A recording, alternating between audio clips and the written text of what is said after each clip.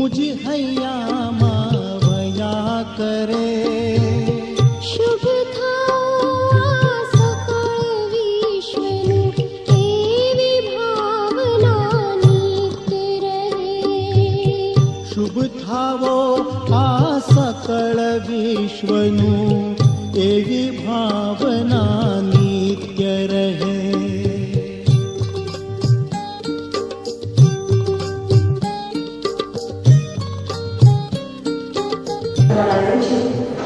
મંદિરના પ્રવચનના આ કાર્યક્રમમાં આપ સૌ આમંત્રિતોનું હાર્દિક સ્વાગત કરીએ છીએ।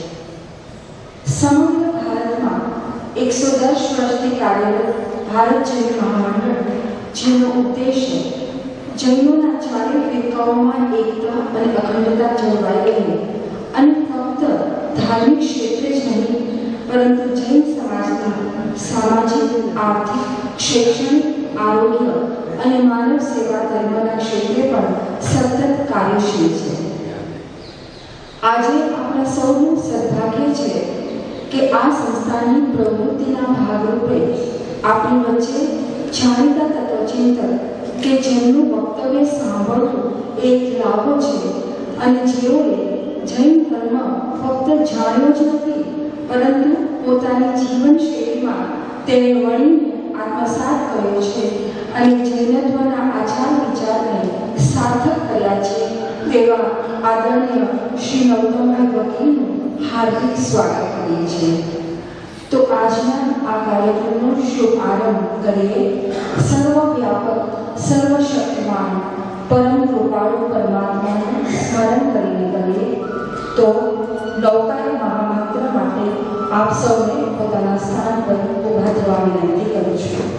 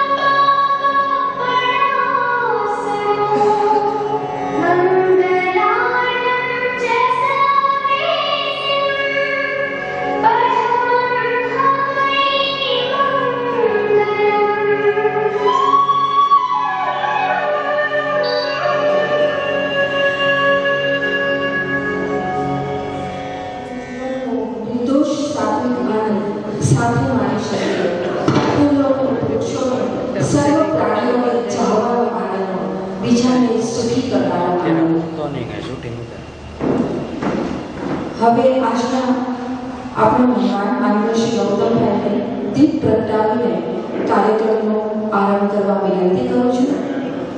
મંચ પર ઉપસ્થિત સૌ મહાનુભાવોને પણ દીપ પ્રાગટ્ય વિધિમાં ભાગ લેવા વિનંતી કરું છું।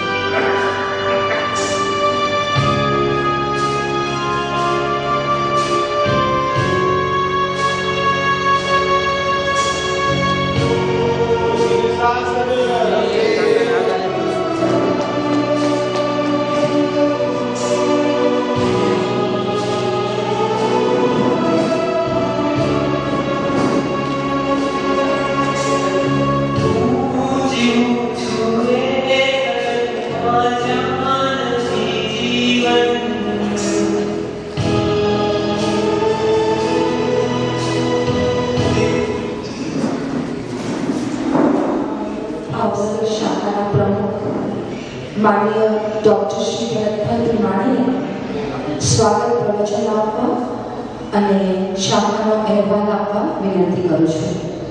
એ આપણે કેમ ઉતારી શકીએ એ માટેના આપણે પ્રયત્નો કરવા ખૂબ જરૂરી છે. બધું તો મારે કહેવાનું નથી. ભારત જે મહામંડળનું પ્લેટફોર્મ આપણા બધા માટે ખુલ્લું છે. હું આપ સૌને આવકાર આપું છું.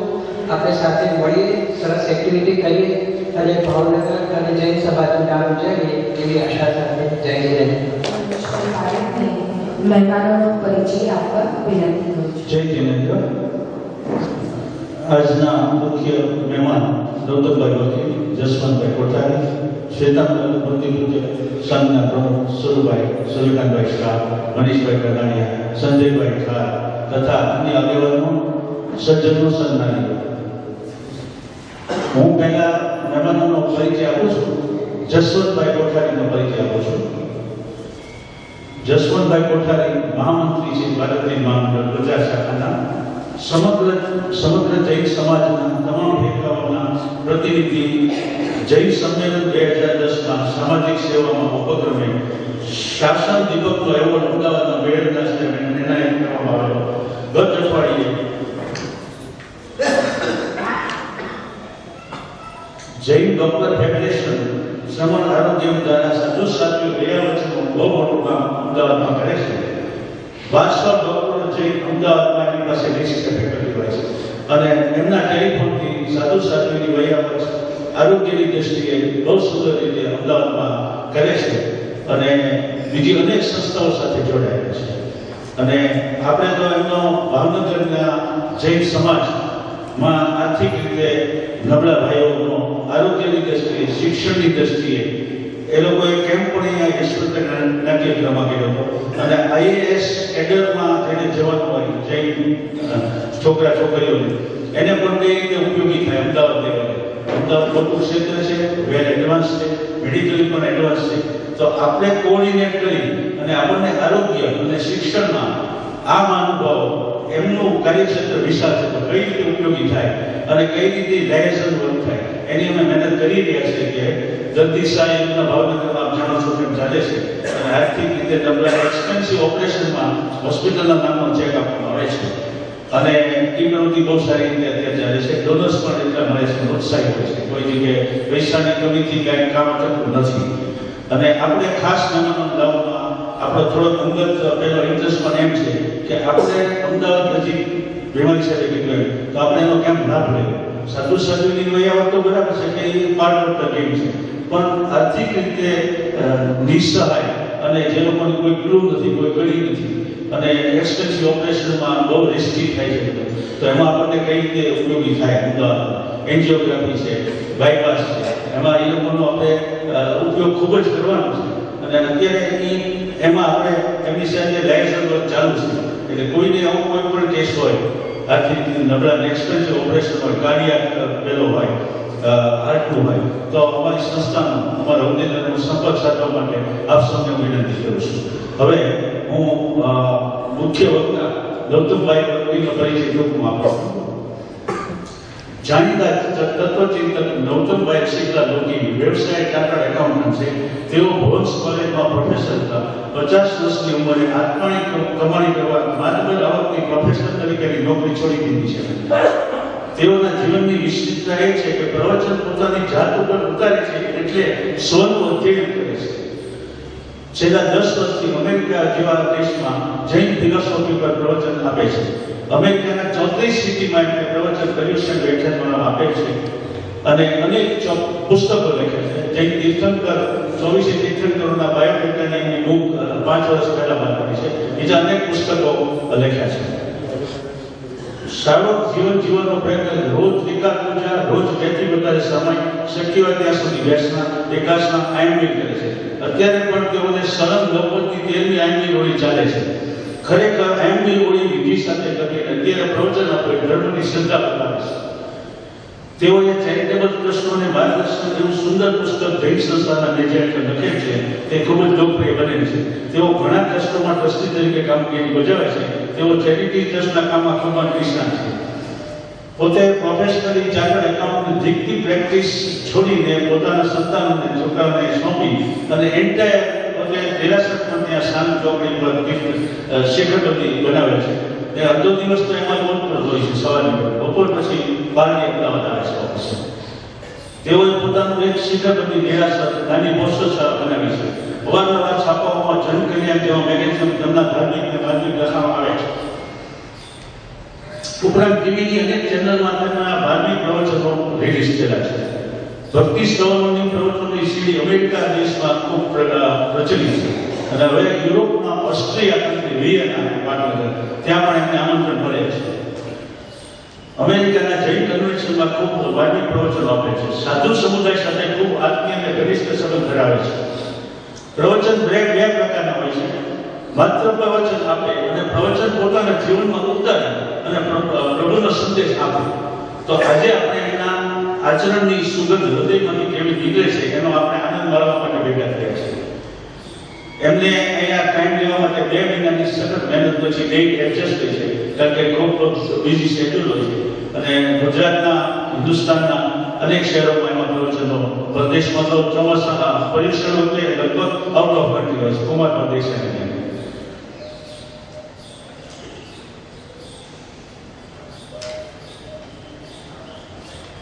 બસ ખાસ પરિચય આપ્યો છે. હવે વિનંતી માનું તો ડાયસ ઉપર બિરાજમાન મનીષભાઈ છે, સ્વરૂપભાઈ છે, બધા આપણા છે ફેમિલી મેમ્બર. આરોગ્ય અને શિક્ષણની અંદર હું અંગત રીતે અને આપણે સંસ્થા વતી માનું છું કે એની ઉપર થોડોક ભાર જૈન સમાજ આપવાની જરૂર છે.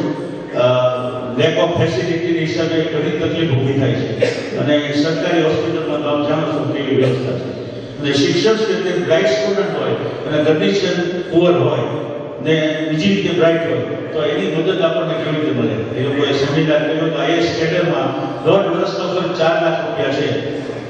જો એના મેરિટ્સ ઉપર આવતા હોય તો આ લોકો આપણને એમાં ઉપયોગી થાય છે. જસવંતભાઈ અને નવદમભાઈ દિવાન, એટલે આપણે એનો કેમ લાભ લેવો એ આમ જૈન સમાજે વિચારવાનું છે. અને ભાવનગરના જૈન સમાજ આટલો મોટો સમુદાય હોવાથી આપણે ખૂબ એવન્યુઝ કરી છે અને ફીલ્ડ પણ થોડું મોટું છે. તો હું ફરી વિનંતી કરું કે આપણને આ 2 ક્ષેત્ર ખાસ આરોગ્ય અને શિક્ષણ એમાં આપણે એનો લાભ લેવો છે, ઉપયોગી થવું છે અને સમાજને એક રાજ આપણે કેમ ઉપયોગી થઈ શકીએ એ આપ સૌએ ચિંતન કરી અને વિચાર કરવાની જરૂર છે. જય જય. આભાર. પુષ્પગુચ્છથી સ્વાગત કરી અને શાલ અર્પણ કરીને સન્માન કરવા વિનંતી કરું છું.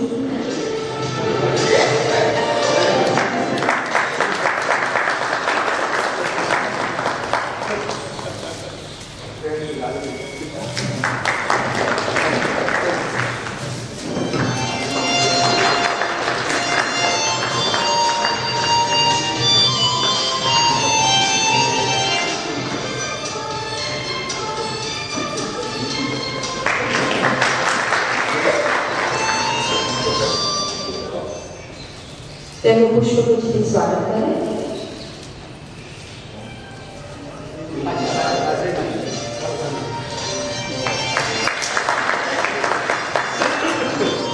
આપણે આતુરતાપૂર્વક રાહ જોઈ રહ્યા છે તેવા જાણીતા પ્રખર વક્તા તત્વચિંતક માન્ય શ્રી ગૌતમભાઈને તીર્થંકર ભગવાન મહાવીરની જીવન પ્રત્યેની દ્રષ્ટિ એ વિષય પર વક્તવ્ય આપવા વિનંતી કરું છું.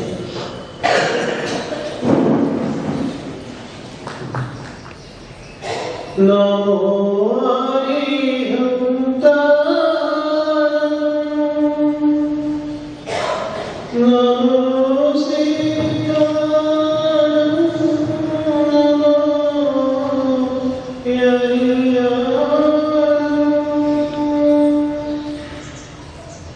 નમો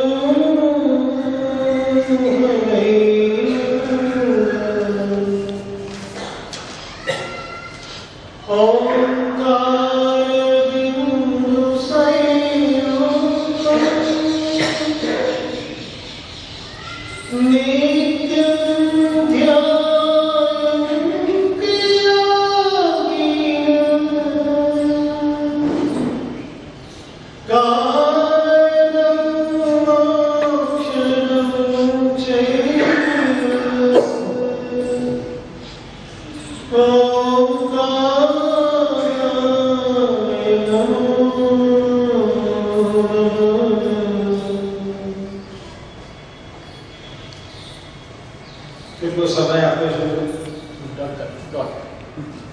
90 minutes. પ્રભુ માંગણી કર્યા પછી આપણે વિષય લઈએ. અનંત ઉપકારી ચરમ તીર્થપતિ શ્રવણ ભગવાન મહાવીર પરમાત્માના શાસનના પરમાર્થને પામેલા એવા શાસ્ત્રકાર પરમર્ષિએ એમ કહે છે મનુષ્ય ભવ મહાદુર્લભ છે. બધા જ્ઞાનીઓ આપણને આ કહી રહ્યા છે. તમે પણ કહેશો કે અમે પણ જાણીએ છીએ મનુષ્ય ભવ દુર્લભ છે, પણ પોપટની જેમ ક્યારે સંવેદન કર્યું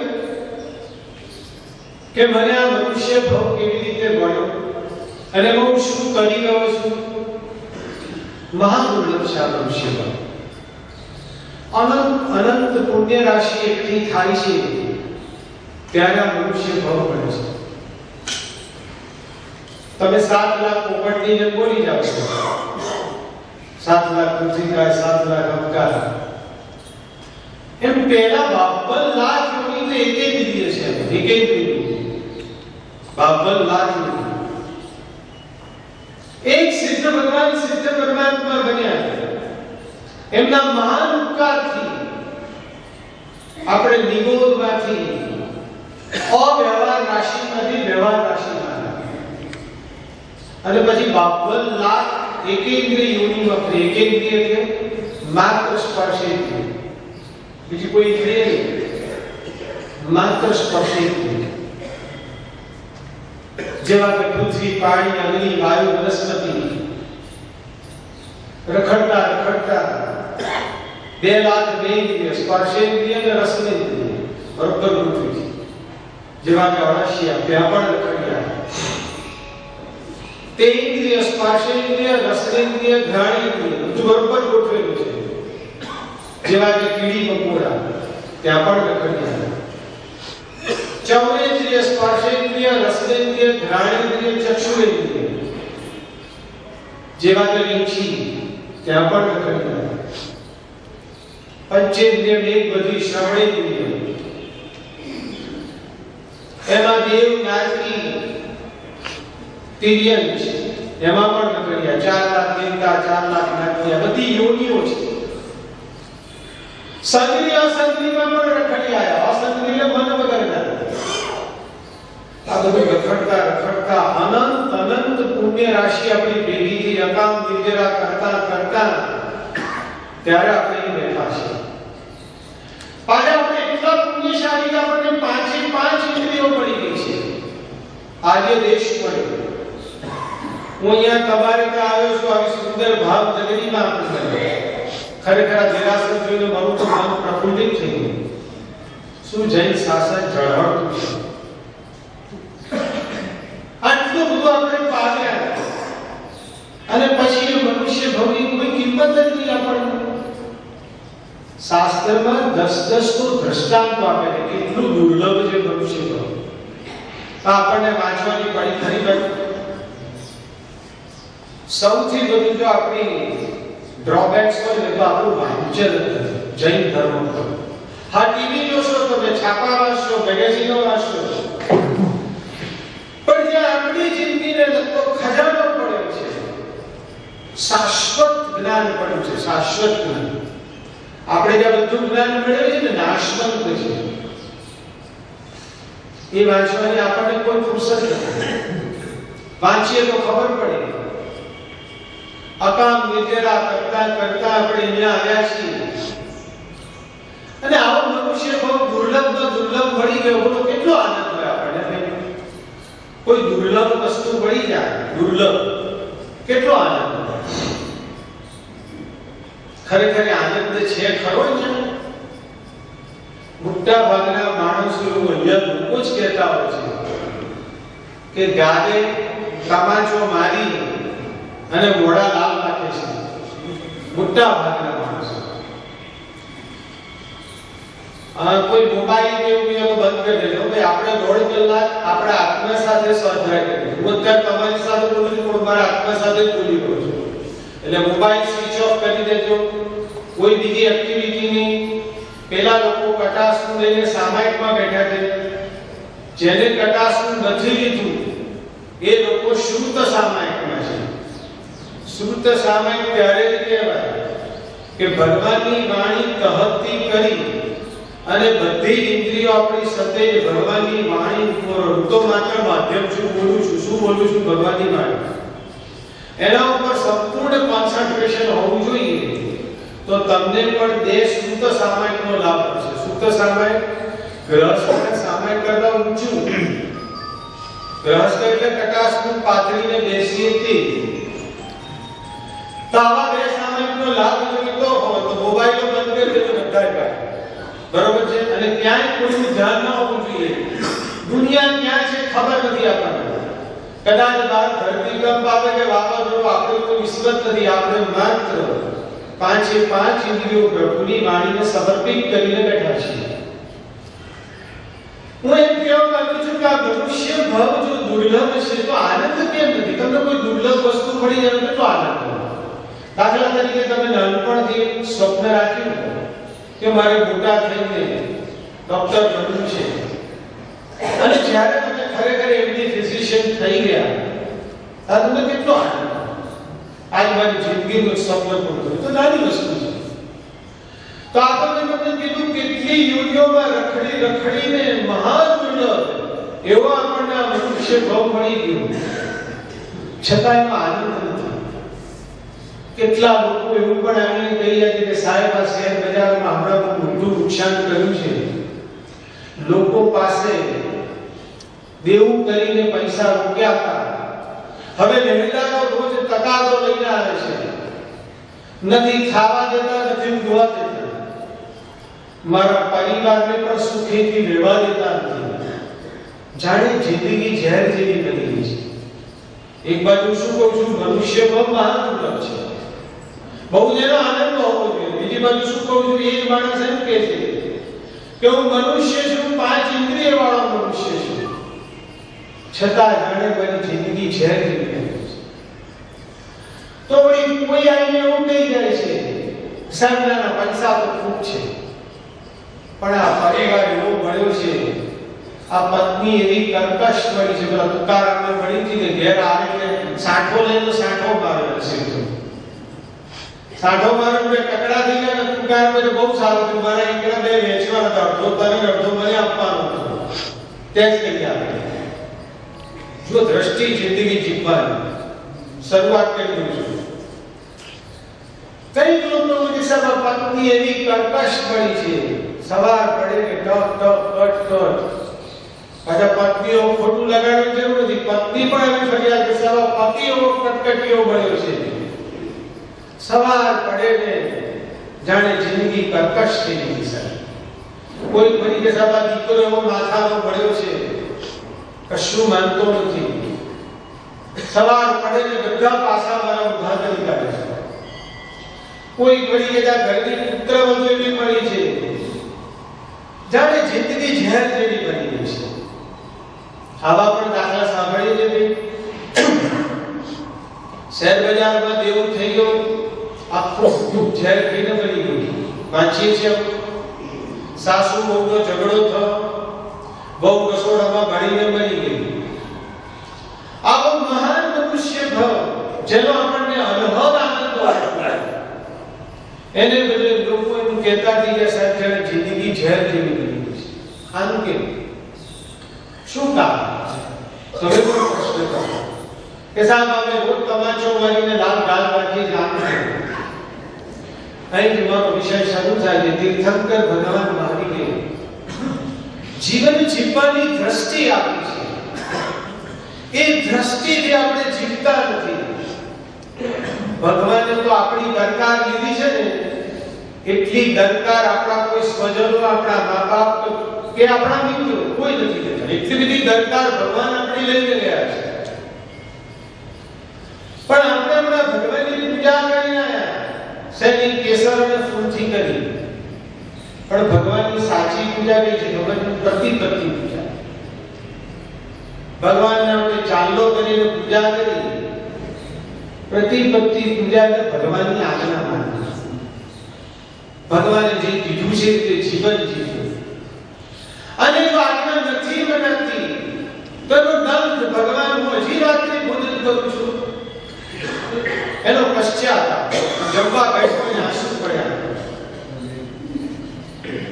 સમજાય છે ભગવાને જીવન જીવવાની દ્રષ્ટિ આપી છે. એને હું એક જ્ઞાન આપીશ, અમી દ્રષ્ટિ. અમી દ્રષ્ટિ એ દિવ્યાતિ દિવ્ય શક્તિ છે. જો મનુષ્ય ભવમાં ભગવાન તીર્થંકરે આપેલી દ્રષ્ટિ લઈ લીધી તો આ મનુષ્ય ભવ એક અનહદ અમોલો ભવ બની જશે, અદ્ભુત બની જશે. તમે કહેશો સાહેબ એવી શું અમી દ્રષ્ટિ? એના માટે આજે તમને દ્રષ્ટાંત આપું. આજથી 50 વર્ષ પહેલા ભુવન ભાનુસુરીશ્વરજી મહારાજ, જેનું નામ સાંભળ્યું છે, પ્રેમચંદ્ર સુરીના શિષ્ય, એમને અમીચંદ્રની અમી દ્રષ્ટિ એનું એક દ્રષ્ટાંત આપ્યું. એ વખતે એમણે સેંકડો લોકોના જીવન પરિવર્તન કરી કાઢ્યા, માત્ર દ્રષ્ટાંત. એવી સુંદર આ દ્રષ્ટિ છે, આપેલી છે ભગવાને, કીધી છે ભુવન ભાનુચંદ્ર સુરીશ્વરજી.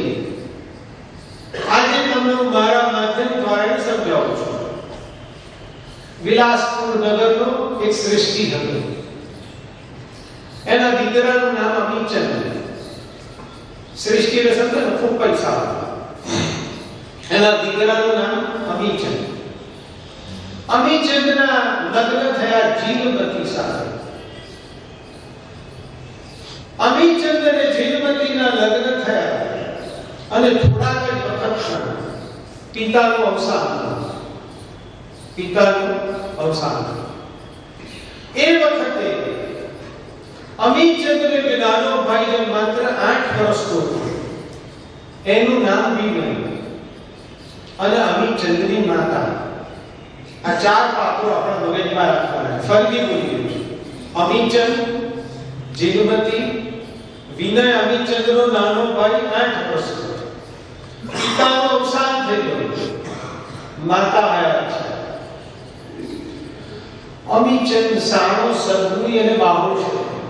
આ બધા ગુણો યાદ રાખવાના છે. ભગવાન માની એવું કહે છે, ભલે દુનિયા અત્યારે ના પાડે છે, પણ ભગવાન માની કહે છે કે પુરુષાર્થથી મનુષ્ય ભવનો સ્વભાવ પણ સુધારી શકાય. દોષોને દૂર કરી અને ગુણો દાખલ કરી શકાય છે. ચંદ્રકુશીઓ આટલો બધો ક્રોધી હતો, 3 ભવને ગુણાકાર કર્યા છે, છતાં પુરુષાર્થ કરીને એને ક્રોધને દબાવ્યો. ભગવાન મહાવીર કહે છે કે પુરુષાર્થથી સ્વભાવ સુધારી શકાય છે. શાણો, સદગુણી અને બાહુ શબ્દો મળવી છે. એને પિતાનો બધો કારોબાર બરોબર ઉપાડી દીધો, પિતાનો કારોબાર. અને એની પત્ની જીનમતીને એવી કેળવી હતી, જો પત્નીને પણ કેળવવી પડે છે, જરૂર પડે, એને ઘરનો કારોબાર ઉપાડી દીધો. પેલા ભાઈ વિનય અને માતાને એક આશ્વાસન મળી, ઘરે પિતા મરી ગયા પણ કઈ વાંધો નથી, એટલું સરસ ઉપાડી ગયા. ક્યારે પિતાની ખોટ ન સારવા દીધી. કોણે? અમીચંદ. કોઈ ખોટ ન સારવા. આવો મહાન અમીચંદ અને એની અમી દ્રષ્ટિ શું છે આપણે પછી જોઈએ. જો એનામાં સજ્જનતા ન હોય તો એવું કરી શકત કે હવે આ બધો ભાર મારે શું કરવો પડે, જુદો સ્વતંત્ર રહી શકત. અને કદાચ થોડી ઘણી એનામાં સજ્જનતા હોય તો માતા અને ભાઈને મહિને 5-10 હજાર રૂપિયા મોકલાઈ દે. આવું કરી શકાય. પણ એનામાં પહેલી અમી દ્રષ્ટિ હતી કૃતજ્ઞતા. કૃતજ્ઞતા એટલે શું ભાઈ? મા બાપનો ઉપકાર અપરંપાર છે. આપણી ચામડીના જૂતા પહેરાવીને તો પણ એ ઉપકાર વળે નથી. મા બાપનો ઉપકાર. એમનો સ્વભાવ દોષ ગમે એવો, એમની આકરી વાણી સહન કરવા પણ અમીચંદ તૈયાર.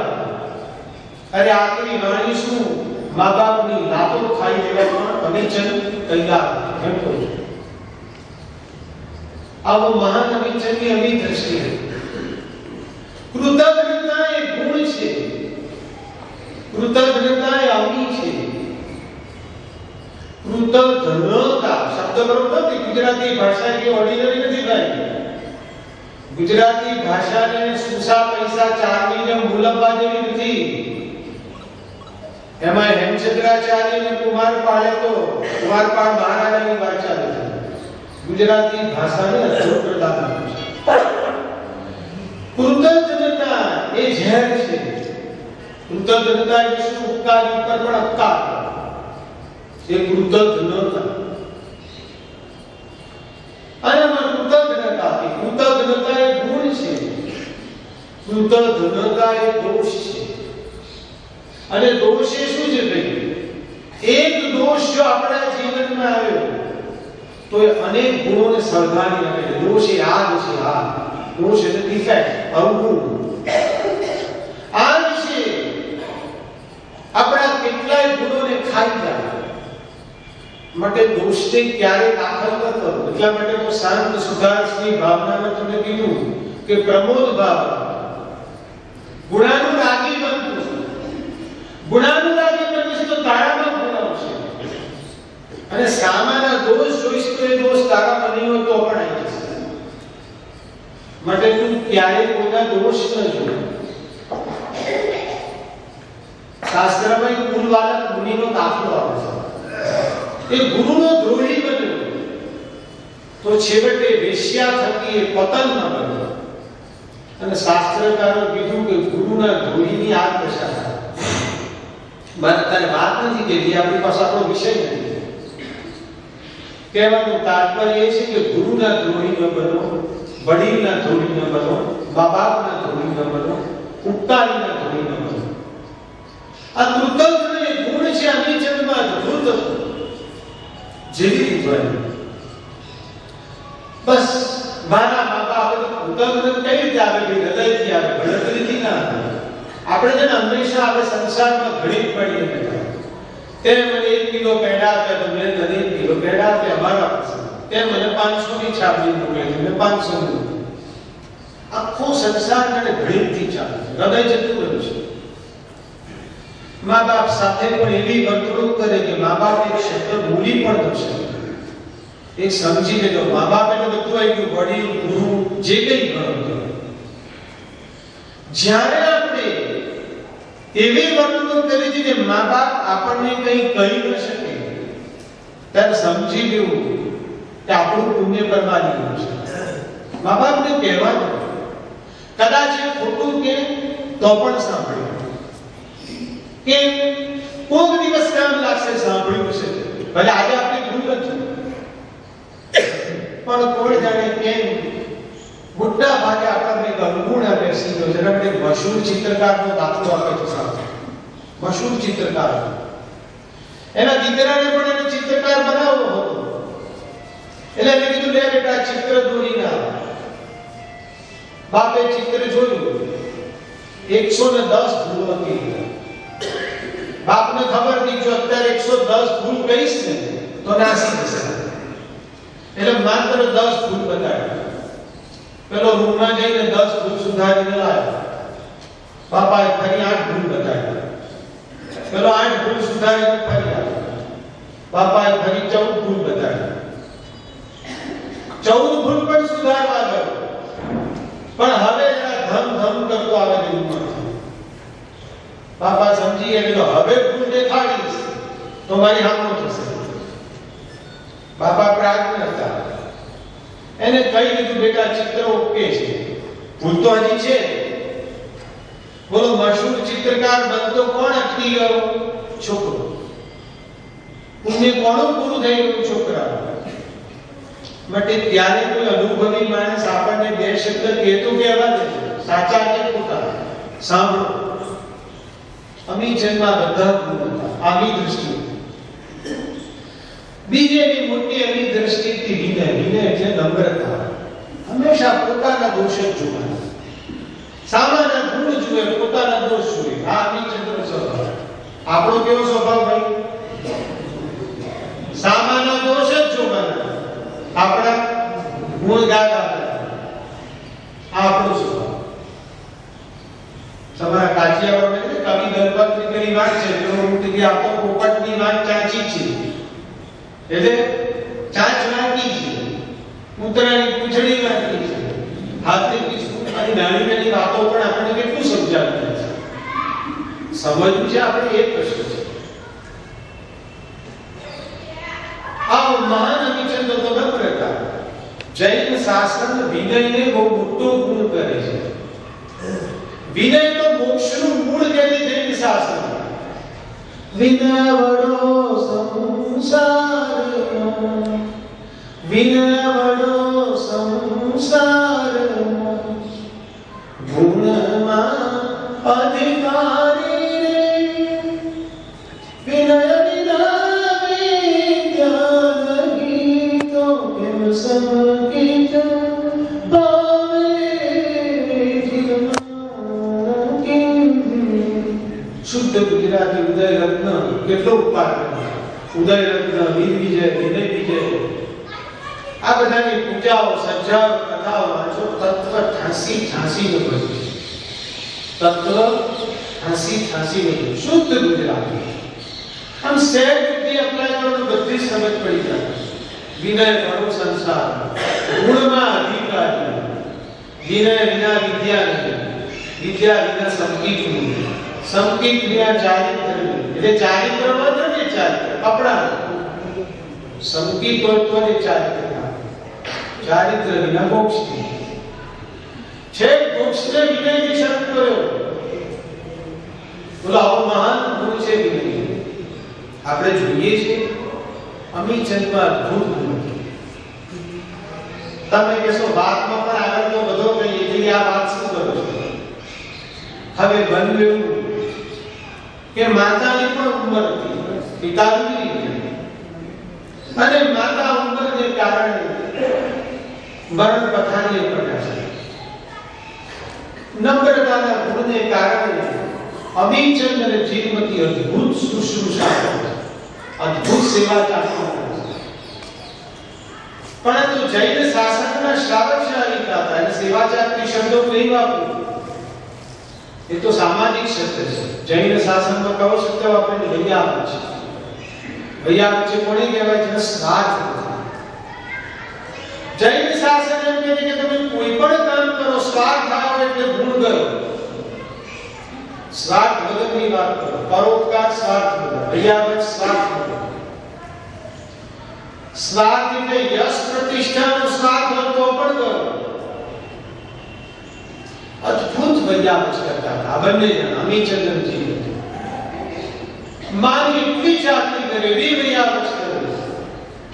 શાસ્ત્રમાં નંદીશણ મુનિની વૈયાવચ વખાણી છે. તમે વાંચો તો ખબર પડે. અત્યારે સમય નથી.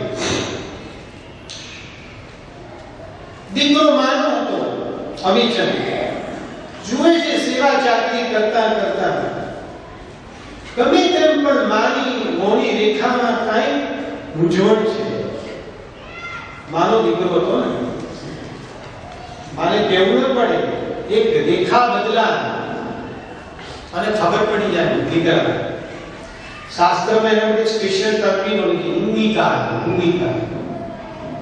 જે સાચી વૈયાવચ શિષ્ય કરતો હોય ને, આચાર્ય ભગવતી મોની રેખા બધી ખબર પડી જાય કે અમને માથું કઠરમાં જોયું છે. બોલવું ન પડે ગુરુને બોલવું ન પડે. આવા ગુણો અમીચંદમાં હતા. મોની રેખા બદલીને ખબર પડી જાય. પહેલાના જમાનાના ડોક્ટરો પણ એવા હતા. અને બીજું માં તું કે તને કાંઈ મૂંઝવણ છે?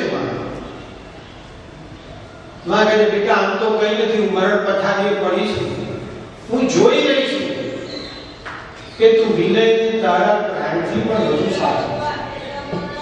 પણ બેટા માનો છે મને એમ થાય છે કે હું મરી જઈશ પછી આ નાના વિનુનું શું? વિનુ 8 વર્ષનો છે. બેટા માનો છે માનો જીવ તો માને જાણે, તમારી સૌરાષ્ટ્રની કવિતા જે જનનીની જોડ સખી નહીં જડે જરૂર પણ એકદમ અમીચંદ નાચું ધરે તારે આવી ચિંતા કરવાની હોય તું કેમ ચિંતા કરે એટલે તને સહેજ પણ શંકા છે હાથમાં પાણી લઈને સંકલ્પ કર્યો મારા પ્રાણથી પણ હતી આ વિનુની તારી ઘેરા વિનુ એટલે કોણ વિનુ આપણું લાડકું નામ છે તારી ઘેરાગીરીમાં વિનુને મારા પ્રાણથી પણ વધુ સાચી છે અને એ જ રીતે એની પત્ની જીનવતી પણ હાથમાં સંકલ્પ લઈને પાણી લઈને સંકલ્પ કરે છે માં વિનુને મારા પેટના દીકરાથી પણ વધુ સાચી છે અને સમજો છો ને તમે ભાઈ એ જમાનામાં વચનની કિંમત તમે બોલો છો ને વાહ ફરે વાગર ફરે સુરા પૂરા ના ફરે ભલે પશ્ચિમ ઉગીશું આની સંસ્કૃતિ પ્રાણ જાય પણ વચન ન જાય અમુક અત્યારે તો ભાઈ નોટરી કરવી પડી અરે ભાઈ અત્યારની નોટરીઓ પણ ફેરવી કાઢે છે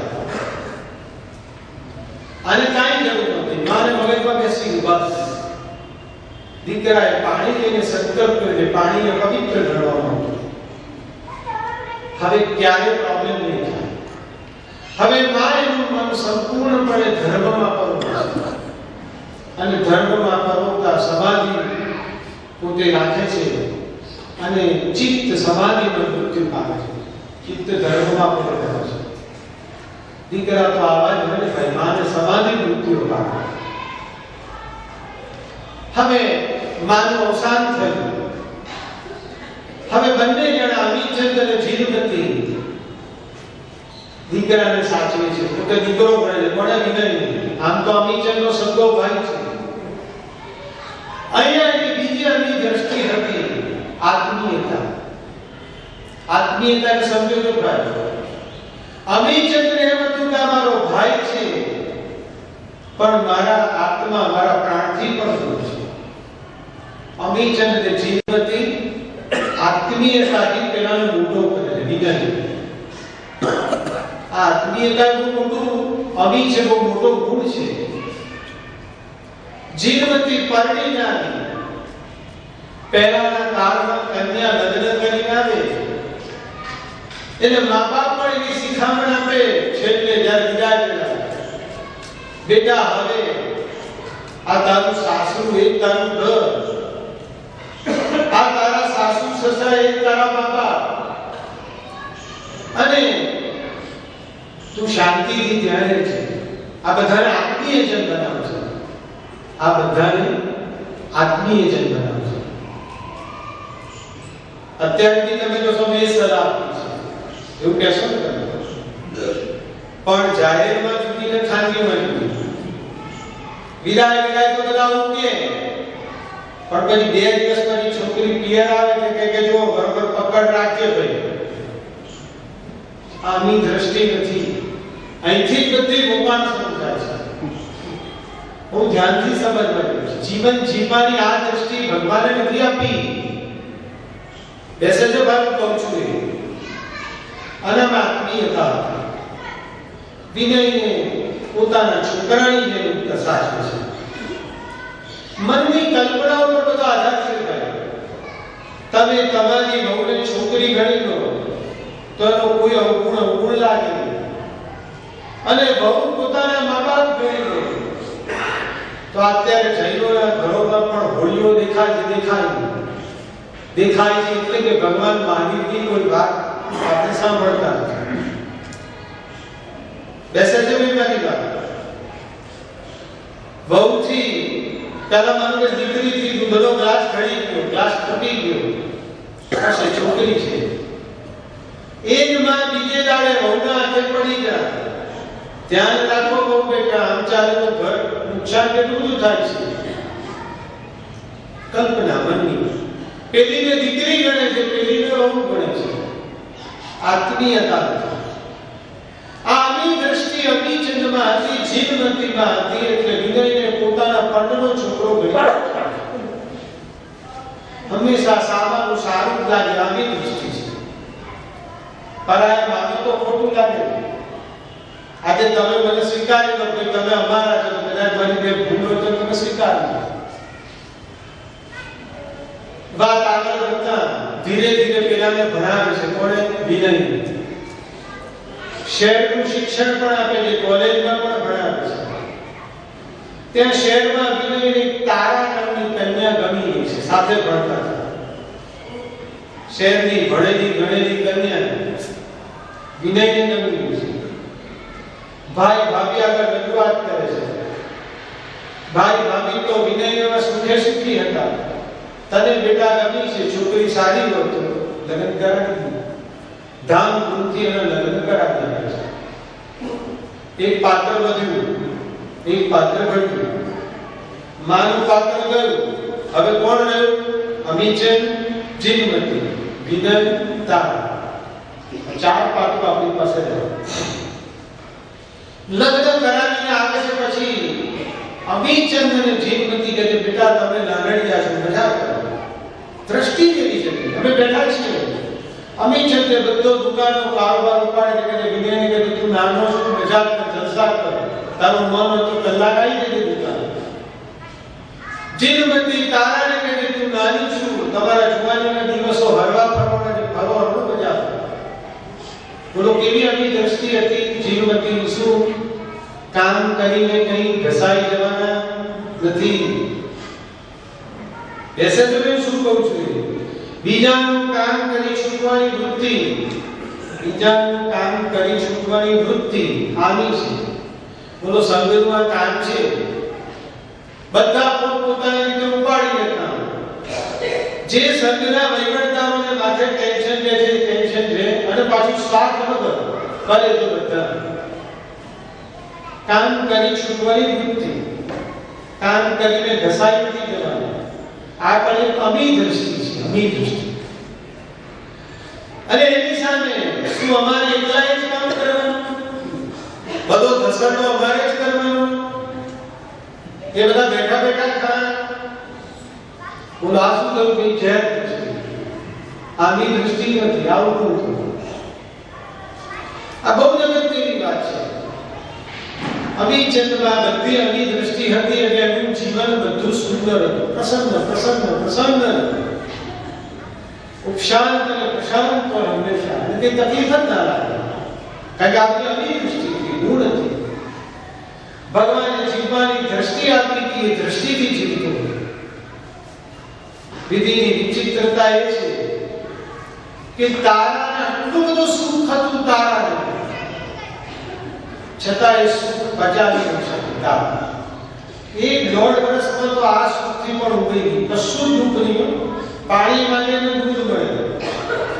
કઈ કામ નહીં. ખાઓ પીવો, જલસા કરો, હરો ફરો, મજા કરો. ખાવો પીવો મોક્ષ જ જાણી જેવું. આવા જલસા હતા. છતાં એની ઝેર દૃષ્ટિ, એના અવગુણો કયા? અભિમાન, ઈર્ષા, વિષય લપટતા. આ બધા અવગુણોને કારણે દુઃખી થવા માંડ્યા. અભિમાની કે અહીંયા તો જાણે મારી કોઈ ગણના નથી કરતો, જાણે બધે જેઠાણી થાય છે. જેઠાણીનું નામ બોલાય એટલે ઈર્ષા થાય. આ ઈર્ષા બહુ ભયંકર અવગુણ છે. હવે તો ધર્મમાં ઘૂસી ગયો છે ઈર્ષા. ધર્મમાં પણ ઈર્ષા. ધર્મની વ્યાખ્યા શું કરો છો તમે? ધર્મની વ્યાખ્યા એ છે કે ક્રિયા વ્યવહાર કરતા કરતા પ્રભુના દર્શન, પ્રભુની પૂજા, સામાયિક પ્રતિક્રમણ, આ બધું કરતા કરતા મારા જીવનના દોષોને દૂર કરું અને મારામાં ગુણ દાખલ કરવાનું અંધત્વ. જીવનને ગુણવાળું બનાવવું. ગુણ સ્થાનક શું બધું? 14 ગુણ સ્થાનક એ શું છે? બહુ ધ્યાનથી સમજો. આ ઈર્ષા ધર્મમાં લાવો તો ધર્મ કરો ને ઈર્ષા કરો. માનો કે અહીંયા બધા બેઠા છે અને એક ભાઈ સુંદર સ્તવન ગાય અને બીજા એક ભાઈ સ્તવન કર્યું ભગવાનનું દેરાસરની અંદર ગાય. બીજા ભાઈ બેઠા છે, એમને પણ ગાતા સુંદર આવડે છે. પેલા ભાઈએ સુંદર સ્વભાવની અનુમોદના કરવાને બદલે ઈર્ષા કરી આ બધું માન પાન થઈ ગયું એટલે ભગવાનનું ભજન કર્યું છે ભગવાનની ભક્તિ કરી છે ભગવાનનું સ્મરણ કર્યું છે જેઠાણી અઠાઈ કરી દેરાણી લઈ ગઈ ઈર્ષા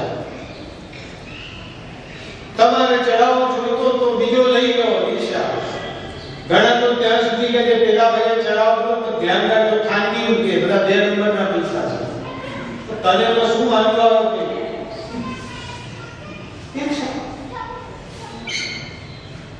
એને 2 નંબરના આપ્યા 1 નંબર આપ્યા એટલે સુકૃત કરીને અનુમોદના કરવી ભાઈ ધર્મ પરીક્ષા ધર્મમાં નિંદા અને તો સંસારમાં પરીક્ષા વિષય ન કરતા એને એમ થાય કે આખો દાડો બહાર નીકળ્યા જેઠ કે જેઠા એના કરતા હું ના તો ઘર જુદા રહીએ સંસાર આ વિષય ન કરતા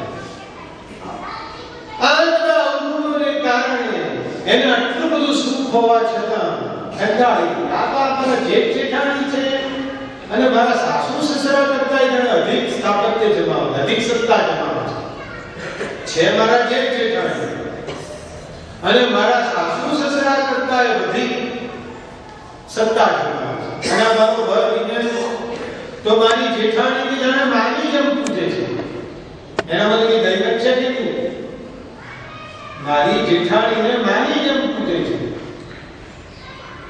આઈશા વિષય કરતા બધા અવગુણોને કારણે બોલો ભાઈ તારાને કેટલું સુખ હતું પુષ્કળ પૈસો છે પાણી માંગે તો દૂધ પડે છે છતાં એ દુખી છે છતાં એ હવે દુખી છે બોલો દુખી કોણ કરે છે તમને પૂછ્યું સંયોગ કે દ્રષ્ટિ દુખી કોણ કરે છે ભાઈ સંયોગ તો બધા સરસ છે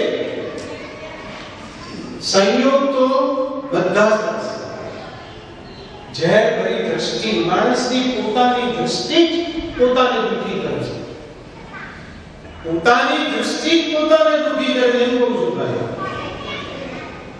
બહુ વિચારવા જેવું છે બોલો આમાં બધું ખોટું પણ લાગે તો આપણે જો આપણી દ્રષ્ટિ બદલી કાઢીએ જીવવાની તો ગમે એવા સંયોગોમાં પણ સુખી ખરા કે નહીં બોલો મારો પુણ્યો સુખી ખરો કે નહીં પુણ્યો પુણી કાંતી લે એક કંકુ કમાય એકાસનું કરી નસામાય સુખી ખરો કે નહીં મારો ભરત ચક્રવર્તી પણ સુખી ખરો કે નહીં સુખી ચક્રવર્તી 6 ખંડનો રાજવી તો સુખી કારણ કે એની દ્રષ્ટિમાં સંતોષ ગરીબ હોય તો પણ સુખી શ્રીમંત હોય તો પણ સુખી ક્યાં એ દ્રષ્ટિ શું છે તમારી સંયોગો ગરીબ છે કે શ્રીમંતને ભૂલી જાઓ કેટલાય ગરીબો રોટલો ને બરચું ખાઈને આનંદથી રહેતા છાંય તળ આપણે બી કરીએ છીએ અને કેટલાય શ્રીમંતો એર કન્ડિશનમાં બેસીને પણ આનંદથી રહેતા હોય જો દ્રષ્ટિ સારી અને દ્રષ્ટિ ખરાબ હોય તો ગરીબ પણ દુખી ને શ્રીમંત પણ દુખી ગરીબ તમારી હવેલી જોઈને લાડ બની જાય કે આનો લોહી ચૂસીને ભેગું કર્યું છે અને શ્રીમંતને સંતોષ ન હોય તો 10 કરોડ તો 20 કરોડ ક્યાંથી લેવાય એમાં દુખી તો દ્રષ્ટિ દુખી કરે છે ને ભાઈ આપણે આપણી જીવનની દ્રષ્ટિ બદલવી પડશે વાત આપણે આગળ વધારીએ તારા તો દુખી છે 2 વર્ષ તો હજી પરણેલ થયા નથી એની દ્રષ્ટિ સાવ ઝેર કરી ગઈ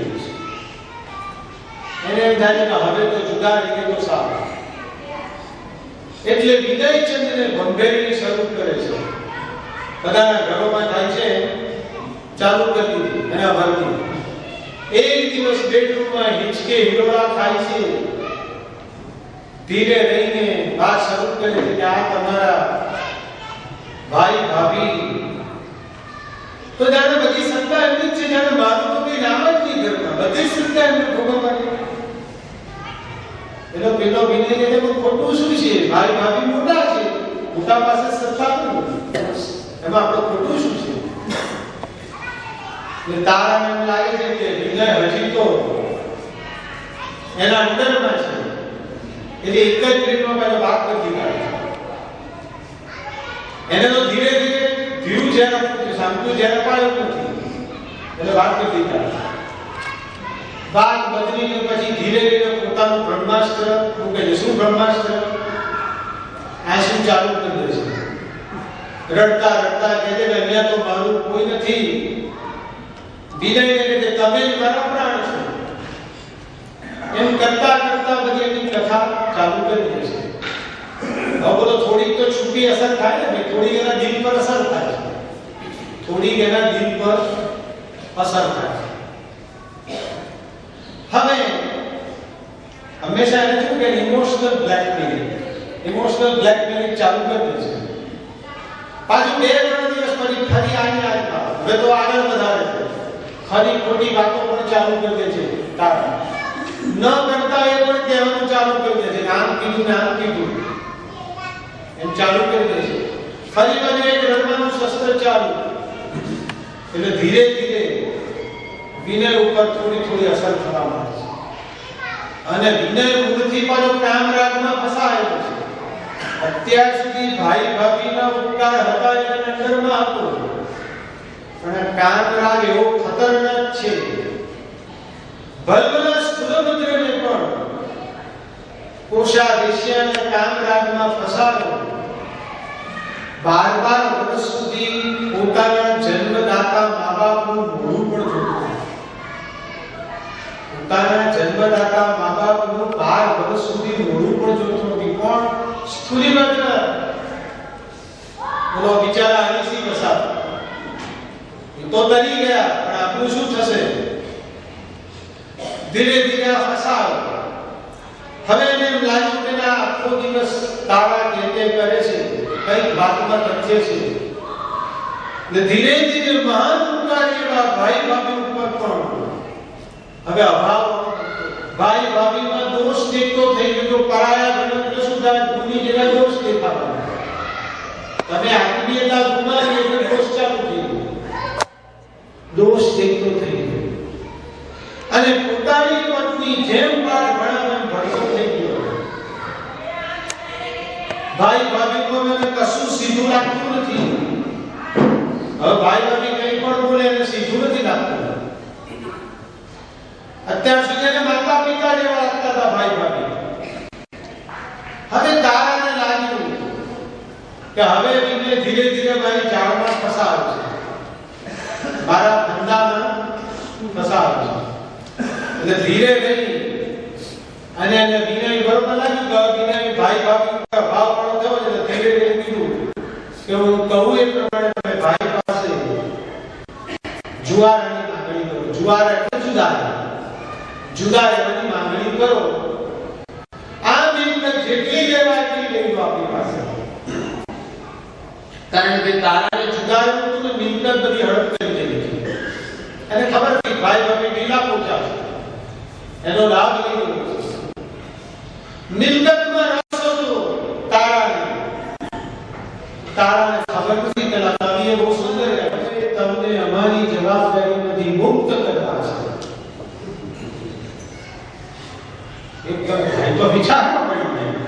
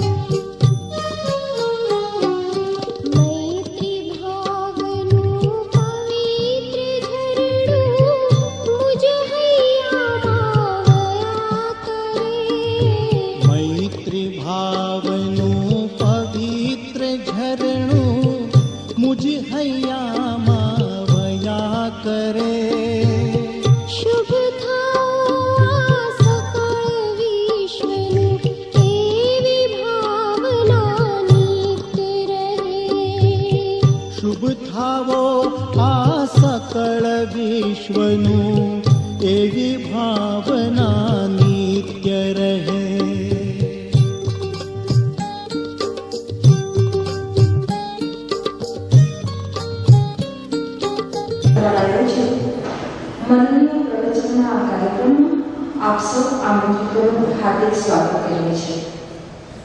સમગ્ર ભારતમાં 110 વર્ષથી કાર્યરત ભારત જૈન મહામંડળ, જેનો ઉદ્દેશ્ય જૈનોના ચારે ફિરકાઓમાં એકતા અને અખંડતા જળવાઈ રહે અને ફક્ત ધાર્મિક ક્ષેત્રે જ નહીં પરંતુ જૈન સમાજના સામાજિક, આર્થિક, શૈક્ષણિક, આરોગ્ય અને માનવ સેવા ધર્મના ક્ષેત્રે પણ સતત કાર્યશીલ છે.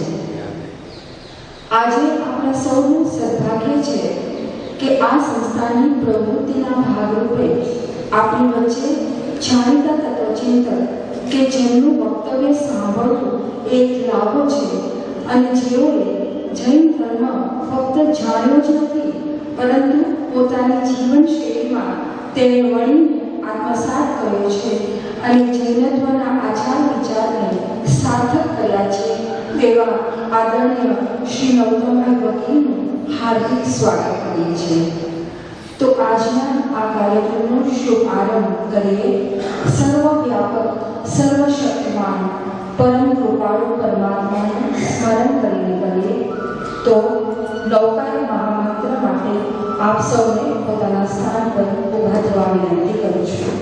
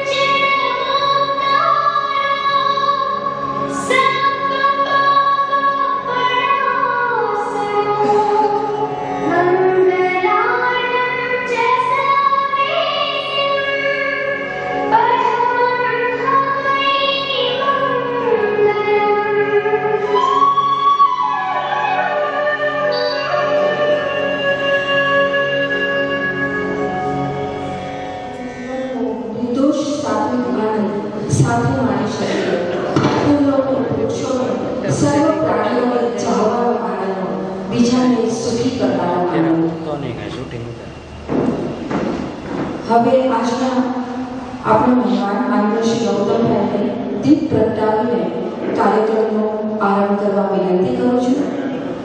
મંચ પર ઉપસ્થિત સૌ મહાનુભાવોને પણ દીપ પ્રાગટ્ય વિધિમાં ભાગ લેવા વિનંતી કરું છું.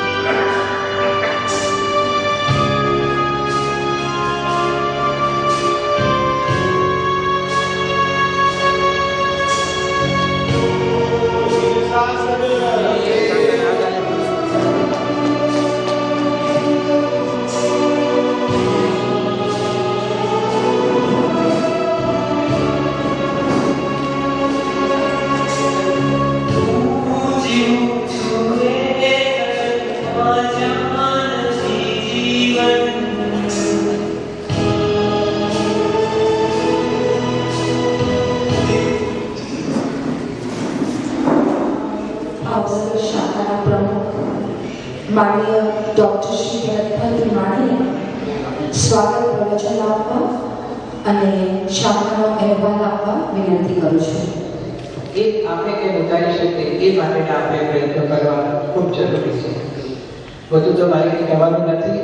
ભારત જે મહામંડળનું પ્લેટફોર્મ આપણા બધા માટે ખુલ્લું છે. હું આપ સૌને આવકાર આપું છું. આપણે સાથે મળીએ, સરસ એક્ટિવિટી કરીએ અને ભાવનગર અને જૈન સમાજનું નામ ઉજાવીએ એવી આશા સાથે જય જય.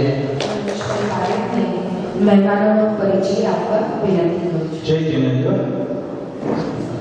આજના મુખ્ય મહેમાન ગૌતમભાઈ વકીલ, જસવંતભાઈ કોઠારી, શ્વેતાંબર મૂર્તિ પૂજક સંઘના પ્રમુખ સુરુભાઈ સૂર્યકાંતભાઈ શાહ, મનીષભાઈ કડાણીયા, સંજયભાઈ ખાર તથા અન્ય આગેવાનો, સજ્જનો, સન્માનિતો. હું પહેલા મહેમાનોનો પરિચય આપું છું. જસવંતભાઈ કોઠારીનો પરિચય આપું છું. જસવંતભાઈ કોઠારી મહામંત્રી છે ભારતીય મહામંડળ ગુજરાત શાખાના. સમગ્ર જૈન સમાજના તમામ ભેદભાવોના પ્રતિનિધિ. જૈન સંમેલન 2010માં સામાજિક સેવામાં ઉપક્રમે શાસન દીપકનો એવોર્ડ અમદાવાદના બેડના એનાયત કરવામાં આવ્યો. ગત અઠવાડિયે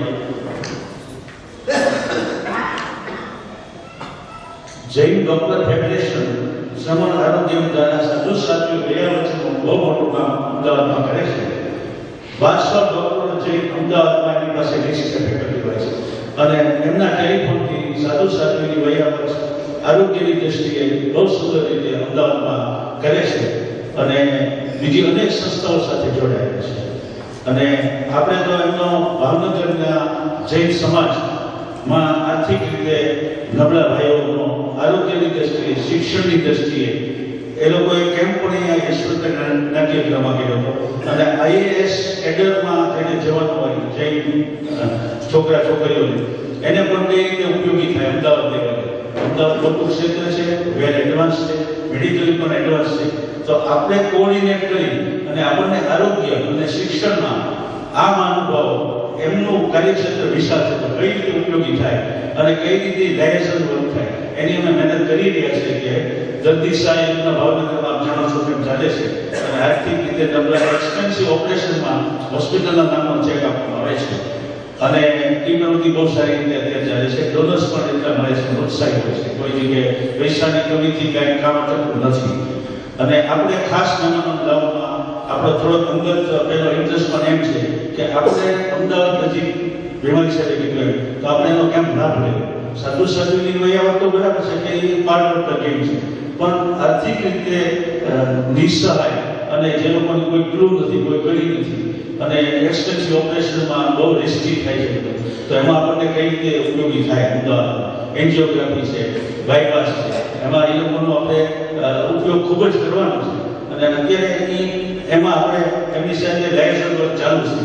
એટલે કોઈને આવો કોઈ પણ કેસ હોય આર્થિક નબળા એક્સપેન્સિવ ઓપરેશન હોય, કાર્ડિયાક પેલો હોય, હાર્ટનું હોય તો અમારી સંસ્થાનો અમારા હોદ્દેદારોનો સંપર્ક સાધવા માટે આપ સૌને વિનંતી કરું છું. હવે હું મુખ્ય વક્તા ગૌતમભાઈ પટેલનો પરિચય ટૂંકમાં આપું છું. જાણીતા તત્વચિંતક ગૌતમભાઈ શીતલા લોકી વ્યવસાય ચાર્ટર્ડ એકાઉન્ટન્ટ છે. તેઓ ભોજ કોલેજમાં પ્રોફેસર હતા. 50 વર્ષની ઉંમરે આત્માની કમાણી કરવા માતબર આવકની પ્રોફેસર તરીકેની નોકરી છોડી દીધી છે. તેઓના જીવનની વિશિષ્ટતા એ છે કે પ્રવચન પોતાની જાત ઉપર ઉતારે છે એટલે સ્વનું અધ્યયન કરે છે. છેલ્લા 10 વર્ષથી અમેરિકા જેવા દેશમાં જૈન ફિલોસોફી પર પ્રવચન આપે છે. અમેરિકાના 34 સિટીમાં એમણે પ્રવચન કર્યું છે, વ્યાખ્યાન આપે છે અને અનેક પુસ્તકો લખે છે. જૈન તીર્થંકર 24 તીર્થંકરોના બાયોડેટાની એમની બુક 5 વર્ષ પહેલા બહાર પડી છે. બીજા અનેક પુસ્તકો લખ્યા છે. સાર્વક જીવન જીવવાનો પ્રયત્ન, રોજ એકાદ પૂજા, રોજ જેટલી વધારે સમય શક્ય હોય ત્યાં સુધી બેસના એકાસના આયંબી કરે છે. અત્યારે પણ તેઓને સરળ નવપતિ 13મી આયંબી હોળી ચાલે છે. ખરેખર આયંબી હોળી વિધિ સાથે કરી અત્યારે પ્રવચન આપે ધર્મની શ્રદ્ધા બતાવે છે. તેઓએ ચેરિટેબલ ટ્રસ્ટોને માર્ગદર્શન જેવું સુંદર પુસ્તક જૈન સંસ્થાના નેજા લખે છે. તે ખૂબ જ લોકપ્રિય બને છે. તેઓ ઘણા ટ્રસ્ટોમાં ટ્રસ્ટી તરીકે કામગીરી બજાવે છે. તેઓ ચેરિટી ટ્રસ્ટના કામમાં ખૂબ જ નિષ્ણાત છે.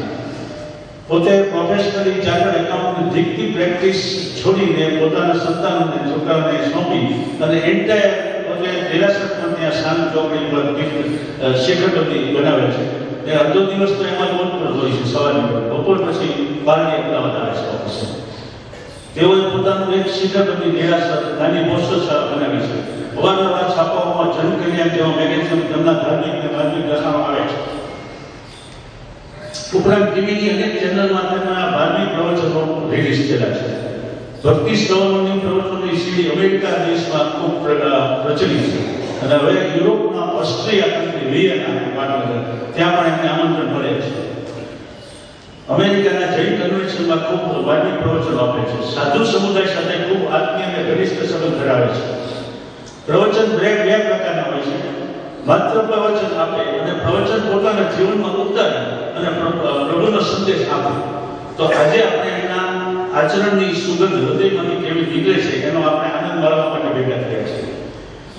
એમને અહીંયા ટાઈમ લેવા માટે 2 મહિનાની સખત મહેનત પછી ડેટ એડજસ્ટ થઈ છે, કારણ કે ખૂબ બિઝી શેડ્યુલ હોય છે અને ગુજરાતના, હિન્દુસ્તાનના અનેક શહેરોમાં એમાં પ્રવચનો, પ્રદેશમાં તો ચોમાસા પરીક્ષણ વખતે લગભગ આઉટ ઓફ કન્ટ્રી હોય છે, કોમાતા દેશ છે.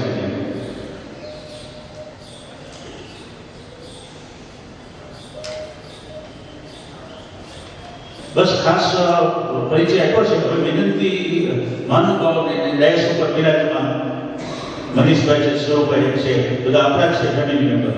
આરોગ્ય અને શિક્ષણની અંદર હું અંગત રીતે અને આપણે સંસ્થાપતિઓ માનું છું કે એની ઉપર થોડોક ભાર જૈન સમાજ આપવાની જરૂર છે.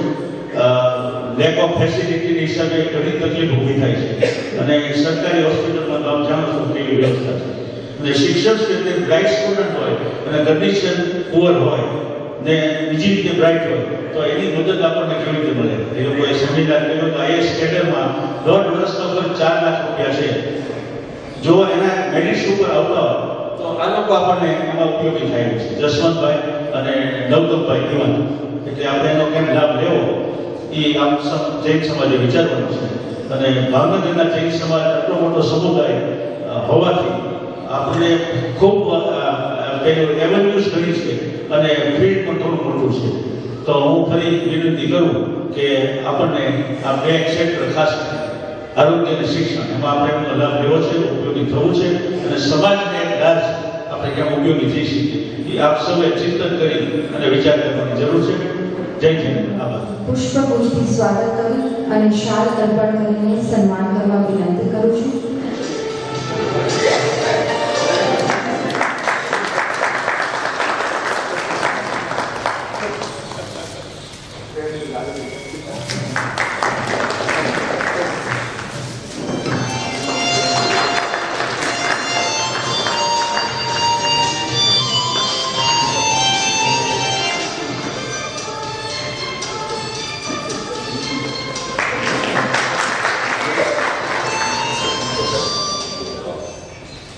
તેમનું પુષ્પગુચ્છથી સ્વાગત કરે.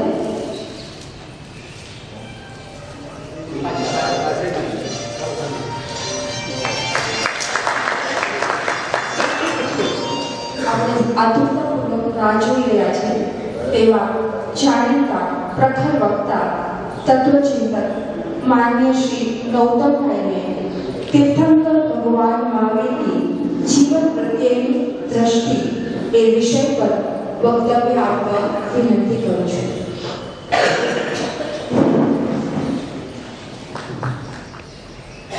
નમો હરિહંતા નમો Sitaram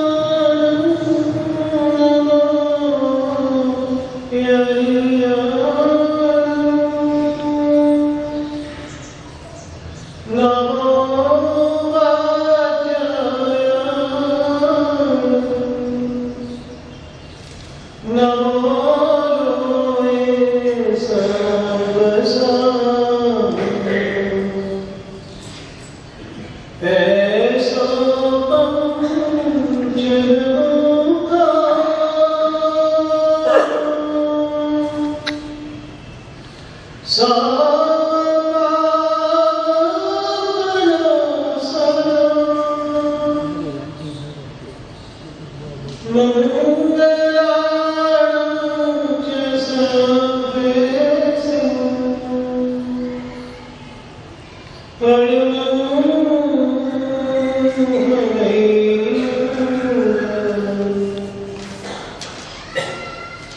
Om Kar Bindu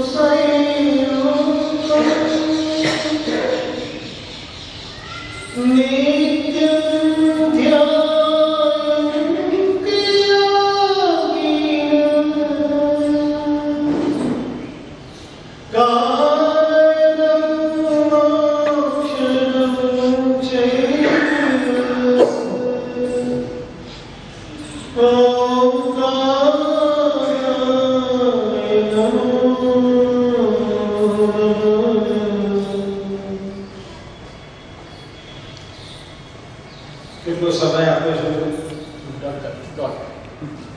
90 minutes. પ્રભુ માંગણી કર્યા પછી આપણે વિષય અનંત ઉપકારી ચરમ તીર્થપતિ શ્રવણ ભગવાન મહાવીર પરમાત્માના શાસનના પરમાર્થને પામેલા એવા શાસ્ત્રકાર પરમર્ષિએ એમ કહે છે મનુષ્ય ભવ મહાદુર્લભ છે.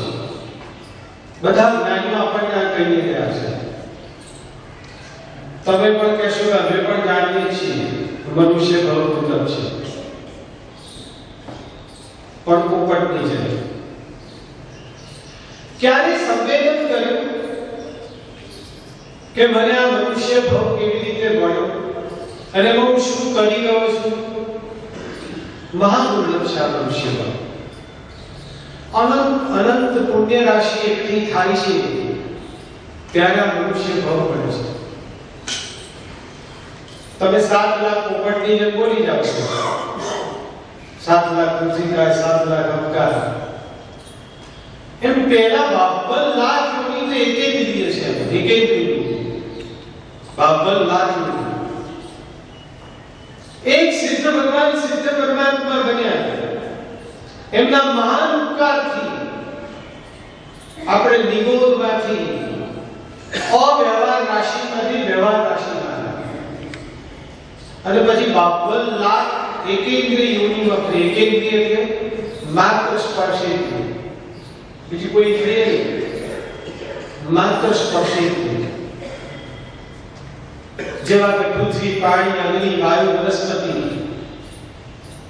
રખડતા રખડતા 2 લાખ 2 ઇન્દ્રિય, સ્પર્શેન્દ્રિય અને રસનેન્દ્રિય બરોબર પૃથ્વી જેવા કે અળસિયા ત્યાં પણ રખડ્યા. તે ઇન્દ્રિય, સ્પર્શેન્દ્રિય, રસનેન્દ્રિય, ઘ્રાણેન્દ્રિય બધું બરોબર ગોઠવેલું છે. જેવા કે કીડી મકોડા ત્યાં પણ રખડ્યા. ચૌરેન્દ્રિય, સ્પર્શેન્દ્રિય, રસનેન્દ્રિય, ઘ્રાણેન્દ્રિય, ચક્ષુરેન્દ્રિય જેવા કે વીંછી ત્યાં પણ રખડ્યા. પંચેન્દ્રિય એક બધી શ્રવણેન્દ્રિય, એમાં દેવ, જ્ઞાતિ, તિર્યન છે એમાં પણ રખડ્યા. 4 લાખ દેવતા, 4 લાખ જ્ઞાતિ, આ બધી યોનિઓ છે. સંગ્રિય અસંગ્રિયમાં પણ રખડ્યા. અસંગ્રિય મન વગરના. આ બધું રખડતા રખડતા અનંત પુણ્ય રાશિ આપણી ભેગી થઈ અકામ નિર્જરા કરતા કરતા ત્યારે આપણે બેઠા છે. પાછા આપણે એટલા પુણ્યશાળી આપણને 5 ઇન્દ્રિયો મળી ગઈ છે. આજે દેશ મળ્યો. હું અહીંયા તમારે ત્યાં આવ્યો છું. આવી સુંદર ભાવ નગરીમાં આપણે ખરેખર આ દેરાસર જોઈને મારું તો મન પ્રફુલ્લિત થઈ ગયું. શું જૈન શાસન ઝળહળતું છે. આટલું બધું આપણે પામ્યા અને પછી એ મનુષ્ય ભવની કોઈ કિંમત જ નહીં આપણને. શાસ્ત્રમાં 10 નો દ્રષ્ટાંત આપે છે કેટલું દુર્લભ છે મનુષ્ય ભવ. આપણને વાંચવાની પડી ખરી વાત. સૌથી વધુ જો આપણી ડ્રોબેક્સ હોય ને તો આપણું વાંચન જ નથી. જૈન ધર્મ પર હા ટીવી જોશો તમે, છાપા વાંચશો, મેગેઝીનો વાંચશો, પણ જ્યાં આપણી જિંદગીને લગતો ખજાનો પડ્યો છે, શાશ્વત જ્ઞાન પડ્યું છે. શાશ્વત જ્ઞાન આપણે જ્યાં બધું જ્ઞાન મેળવ્યું છે ને નાશવંત છે, એ વાંચવાની આપણને કોઈ ફુરસત નથી. વાંચીએ તો ખબર પડે. અકામ નિર્જરા કરતા કરતા આપણે અહીંયા આવ્યા છીએ અને આવો મનુષ્ય બહુ દુર્લભમાં દુર્લભ મળી ગયો. બોલો કેટલો આનંદ હોય આપણને. કોઈ દુર્લભ વસ્તુ મળી જાય, દુર્લભ, કેટલો આનંદ હોય. ખરેખર આનંદ છે ખરો ને. મોટા ભાગના માણસો અહીંયા લોકો જ કહેતા હોય છે કે ગાદે તમાચો મારી અને મોડા લાલ રાખે છે. મોટા ભાગના માણસો કોઈ મોબાઈલ કે એવું એનો બંધ કરી દેજો. ભાઈ આપણે 1.5 કલાક આપણા આત્મા સાથે સ્વાધ્યાય કરીએ. હું અત્યારે તમારી સાથે બોલું છું પણ મારા આત્મા સાથે જ બોલી રહ્યો છું. એટલે મોબાઈલ સ્વિચ ઓફ કરી દેજો, કોઈ બીજી એક્ટિવિટી નહીં. પેલા લોકો કટાસનું લઈને સામાયિકમાં બેઠા છે, જેને કટાસનું નથી લીધું એ લોકો શ્રુત સામાયિકમાં છે. શ્રુત સામાયિક ત્યારે જ કહેવાય કે ભગવાનની વાણી કહતી કરી અને બધી ઇન્દ્રિયો આપણી સતેજ ભગવાનની વાણી ઉપર. હું તો માત્ર માધ્યમ છું, બોલું છું. શું બોલું છું? ભગવાનની વાણી. એના ઉપર સંપૂર્ણ કોન્સન્ટ્રેશન હોવું જોઈએ. તો તમને પણ દેહ શુદ્ધ સામાયિકનો લાભ મળશે. શુદ્ધ સામાયિક ગ્રહસ્થ સામાયિક કરતા ઊંચું. ગ્રહસ્થ એટલે કટાસનું પાથરીને બેસીએ તે. તો આવા દેહ સામાયિકનો લાભ જોઈતો હોય તો મોબાઈલ બંધ કરી દેજો બધાય પાસે. બરોબર છે? અને ક્યાંય કોઈનું ધ્યાન ન હોવું જોઈએ. દુનિયા ક્યાં છે ખબર નથી આપણને. કદાચ બહાર ધરતીકંપ આવે કે વાવાઝોડું, આપણે કોઈ વિશ્વત નથી. આપણે માત્ર પાંચે પાંચ ઇન્દ્રિયો પ્રભુની વાણીને સમર્પિત કરીને બેઠા છીએ. હું એમ કહેવા માંગુ છું કે આ મનુષ્ય ભાવ જો દુર્લભ છે તો આનંદ કેમ નથી? તમને કોઈ દુર્લભ વસ્તુ મળી જાય તો આનંદ થાય. દાખલા તરીકે તમે નાનપણથી સ્વપ્ન રાખ્યું કે મારે મોટા થઈને ડોક્ટર બનવું છે, અને જ્યારે તમે ખરેખર એમની ફિઝિશિયન થઈ ગયા આ તમને કેટલો આનંદ. આજ મારી જિંદગીનું સ્વપ્ન પૂરું થયું તો નાની વસ્તુ છે. તો આપણે તમને કીધું કેટલી યુનિયોમાં રખડીને મહાદુર્લભ એવો આપણને આ મનુષ્ય ભાવ મળી ગયો, છતાં એનો આનંદ નથી. કેટલા લોકો એવું પણ આવીને કહી જાય છે કે સાહેબ આ શેર બજારમાં હમણાં બહુ મોટું નુકસાન કર્યું છે. લોકો પાસે દેવું કરીને પૈસા રોક્યા હતા, હવે મહેનતાનો રોજ તકાદો લઈને આવે છે. નથી ખાવા દેતા, નથી જોવા દેતા, મારા પરિવારને પણ સુખેથી રહેવા દેતા નથી. જાણે જિંદગી ઝેર જેવી બની ગઈ છે. એક બાજુ શું કહું છું, મનુષ્ય બહુ મહાદુર્લભ છે, બહુ જેનો આનંદ હોવો જોઈએ. બીજી બાજુ શું કહું છું, એક માણસ એમ કહે છે કે હું મનુષ્ય છું, 5 ઇન્દ્રિય વાળો મનુષ્ય છું, છતાં જાણે મારી જિંદગી ઝેર જેવી બની ગઈ છે. તો વળી કોઈ આવીને એવું કહી જાય છે સાહેબ ના પૈસા તો ખૂબ છે, પણ આ પરિવાર એવો મળ્યો છે, આ પત્ની એવી કર્કશ મળી છે. પેલા તુકારામને મળી હતી ને ઘેર આવે એટલે સાઠો લઈને સાઠો માર્યો છે. સાઠો માર્યો એટલે ટકડા થઈ ગયા ને તુકાર મને બહુ સારું થયું, મારા એકડા બે વેચવાના હતા, અડધો તારે અડધો મને આપવાનો હતો. તે જ કરી આપે. જો દ્રષ્ટિ જિંદગી જીવવાની શરૂઆત કરી છું. કઈ લોકો કે સાહેબ પત્ની એવી કર્કશ મળી છે, સવાર પડે કે ટક ટક કટ કટ. પાછા પત્નીઓ ખોટું લગાડવાની જરૂર નથી, પત્ની પણ એવી ફરિયાદ કે સાહેબ પતિ એવો કટકટીઓ મળ્યો છે. સવાર પડે ને જાણે જિંદગી કર્કશ થઈ ગઈ છે. કોઈ ફરી કે સાહેબ દીકરો એવો માથાનો મળ્યો છે, કશું માનતો નથી. સવાર પડે ને બધા પાસા મારા ઉભા કરી કાઢે છે. કોઈ પડી ગયા ઘરની પુત્રવધુ એવી મળી છે, જાણે જિંદગી ઝેર જેવી બની ગઈ છે. આવા પણ દાખલા સાંભળીએ છે. શેર બજારમાં દેવું થઈ ગયું, આખું ઝેર થઈને બની ગયું. વાંચીએ છીએ સાસુ બહુનો ઝઘડો થયો, બહુ રસોડામાં ભણીને મરી ગઈ. આવો મહાન મનુષ્ય ભાવ જેનો આપણને અનુભવ આનંદ આવે, એને બદલે લોકો એમ કહેતા થઈ ગયા સાહેબ જાણે જિંદગી ઝેર જેવી બની ગઈ છે. આનું કેમ? શું કારણ? તમે પણ પ્રશ્ન કરો કે સાહેબ અમે રોજ તમાચો મારીને લાલ ગાલ રાખી જાણું. અહીં મારો વિષય શરૂ થાય છે. તીર્થંકર ભગવાન મહાવીરે જીવન જીવવાની દ્રષ્ટિ આપી છે. એ દ્રષ્ટિથી આપણે જીવતા નથી. ભગવાને તો આપણી દરકાર લીધી છે ને, એટલી દરકાર આપણા કોઈ સ્વજનો, આપણા મા બાપ કે આપણા મિત્રો કોઈ નથી લેતા. એટલી બધી દરકાર ભગવાન આપણે લઈને ગયા છે. પણ આપણે હમણાં ભગવાનની પૂજા કરીને આવ્યા, શેની? કેસર અને ફૂલથી કરી. પણ ભગવાનની સાચી પૂજા કઈ છે? ભગવાનની પ્રતિપત્તિ પૂજા. ભગવાનને આપણે ચાંદલો કરીને પૂજા કરી, પ્રતિપત્તિ પૂજા એટલે ભગવાનની આજ્ઞા માનવી. ભગવાને જે કીધું છે તે જીવન જીવવું. અને જો આજ્ઞા નથી મનાતી તો એનો દંડ ભગવાન હું હજી રાત્રે ભોજન કરું છું એનો પશ્ચાતાપ જમવા બેઠોને આંસુ પડ્યા. સમજાય છે મારું કહેવું? ભગવાને જીવન જીવવાની દ્રષ્ટિ આપી છે. એને હું એક નામ આપીશ અમી દ્રષ્ટિ. અમી દ્રષ્ટિ એ દિવ્યાતિ દિવ્ય શક્તિ છે. જો મનુષ્ય ભવમાં ભગવાન તીર્થંકરે આપેલી દ્રષ્ટિ લઈ લીધી તો આ મનુષ્ય ભવ એક અનહદ અમૂલો ભવ બની જશે, અદ્ભુત બની જશે.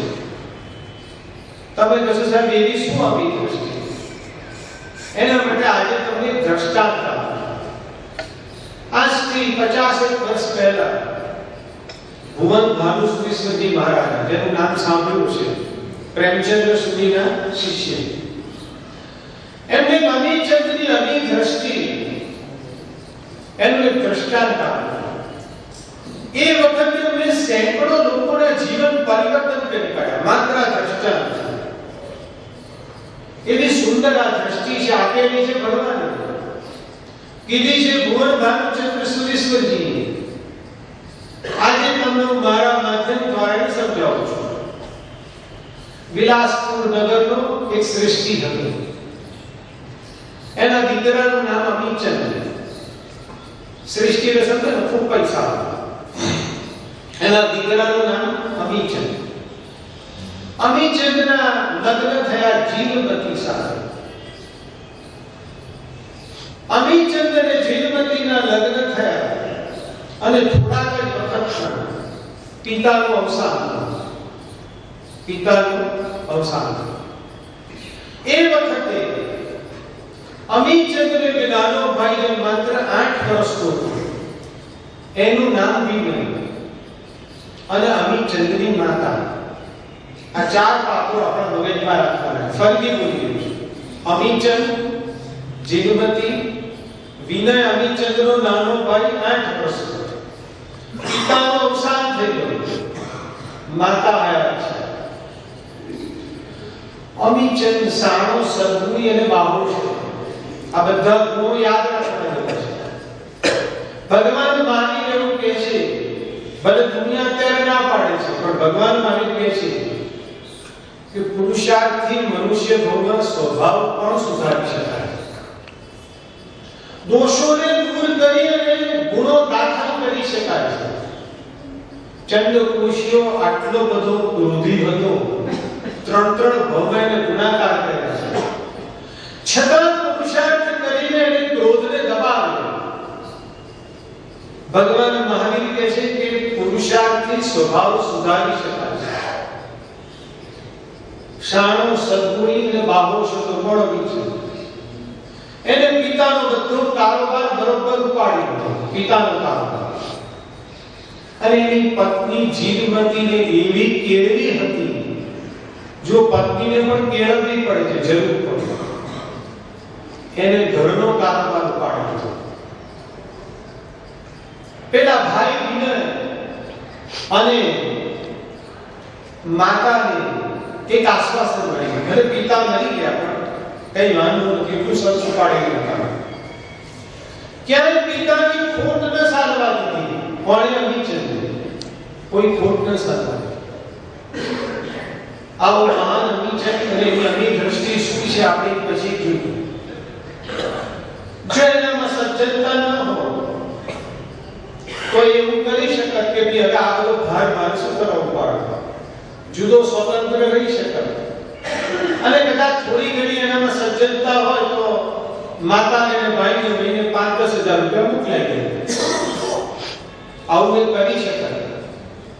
પણ એનામાં પહેલી અમી દ્રષ્ટિ હતી કૃતજ્ઞતા. કૃતજ્ઞતા કે શું ભાઈ?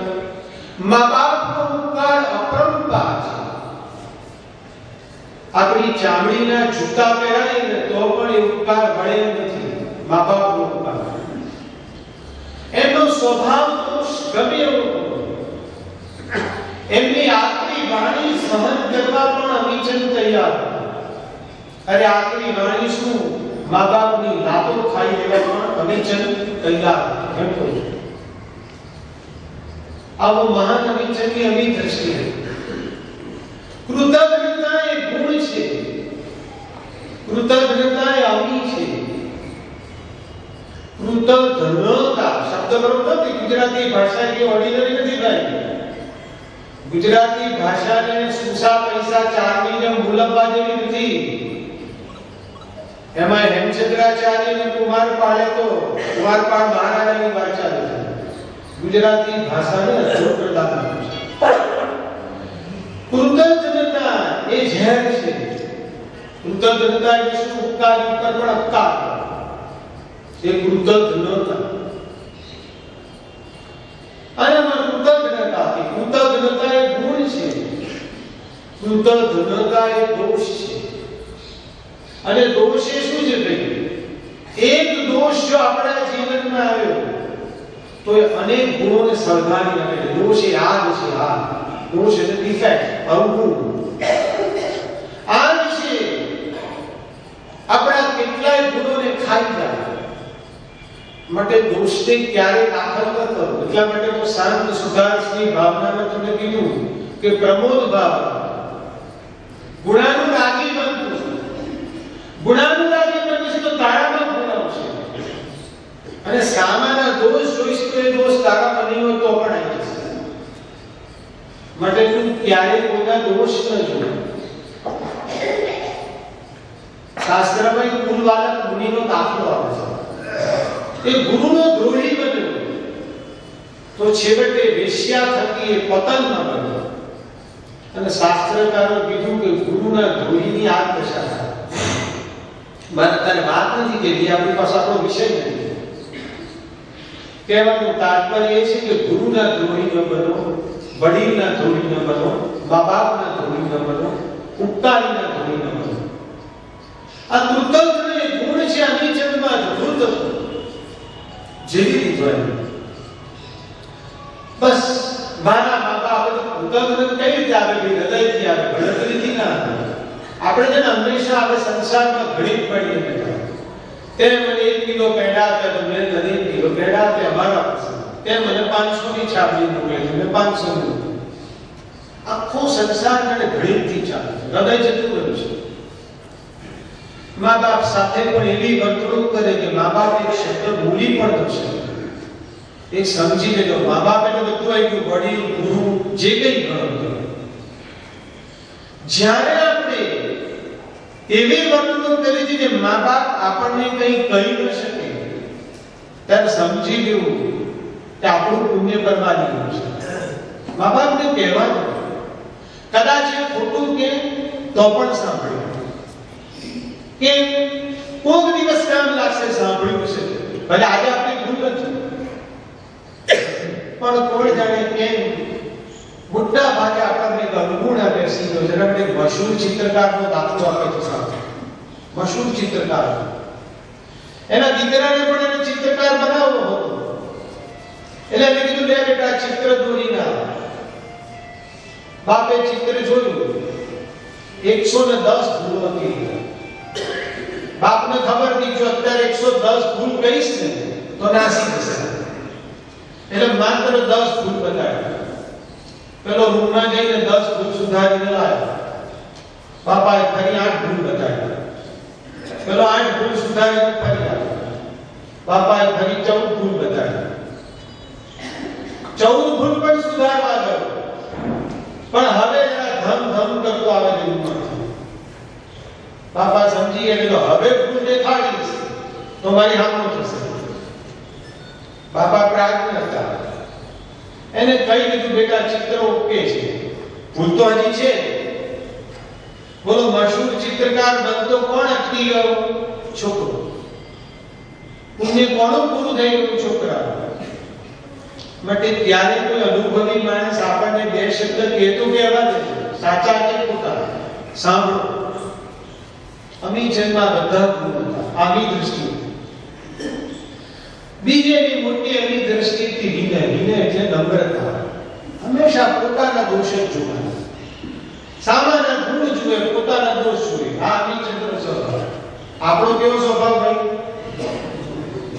સામાન્ય દોષ જ જોવાના, આપણા ગુણ ગાતા. આપણો સ્વભાવ. તમારા કાઠિયાવાડ કવિ દલપતની વાત છે, તો ઉઠી ગયા તો પોપટની વાત ચાંચી છે, એટલે ચાંચ વાંકી છે, કૂતરાની પૂંછડી વાંકી છે, હાથની પીછું, અને નાની નાની વાતો પણ આપણને કેટલું સમજાવી છે. સમજવું છે આપણે એક પ્રશ્ન છે. આ મહાન અમીચંદ્ર તો નમ્ર હતા. જૈન શાસન વિનયને બહુ મોટો ગુણ કરે છે. વિનય તો મોક્ષનું મૂળ કહે છે જૈન શાસન. વિનય વડો સંસારમાં, વિનય વડો સંસારમાં, ગુણમાં અધિકારી રે, વિનય વિના વિદ્યા નહીં તો કેમ સંગીત ભાવે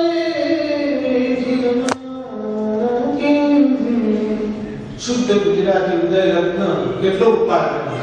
ઉદય રત્ન, વીર વિજય, વિનય વિજય, આ બધાની પૂજાઓ, સજ્જાઓ, કથાઓ વાંચો. તત્વ ઠાંસી ઠાંસી નું બધું, તત્વ ઠાંસી ઠાંસી નું શુદ્ધ ગુજરાતી. આમ સહેજ બુદ્ધિ અપ્લાય કરો તો બધી સમજ પડી જાય. વિનય વડો સંસાર, ગુણમાં અધિકારી, વિનય વિના વિદ્યા નહીં, વિદ્યા વિના સંગીત નહીં, સંગીત વિના ચારિત્ર નહીં. એટલે ચારિત્ર માત્ર ને ચારિત્ર કપડા, સંગીત હોય તો ને ચારિત્ર, ચારિત્ર વિના મોક્ષ નહીં. છે મોક્ષને વિનયથી શબ્દ કર્યો. બોલો આવો મહાન ગુણ છે વિનય. આપણે જોઈએ છીએ અમીચંદમાં અદ્ભુત ગુણ. તમે કહેશો વાતમાં પણ આગળ તો બધો કહીએ છીએ, આ વાત શું કરો છો?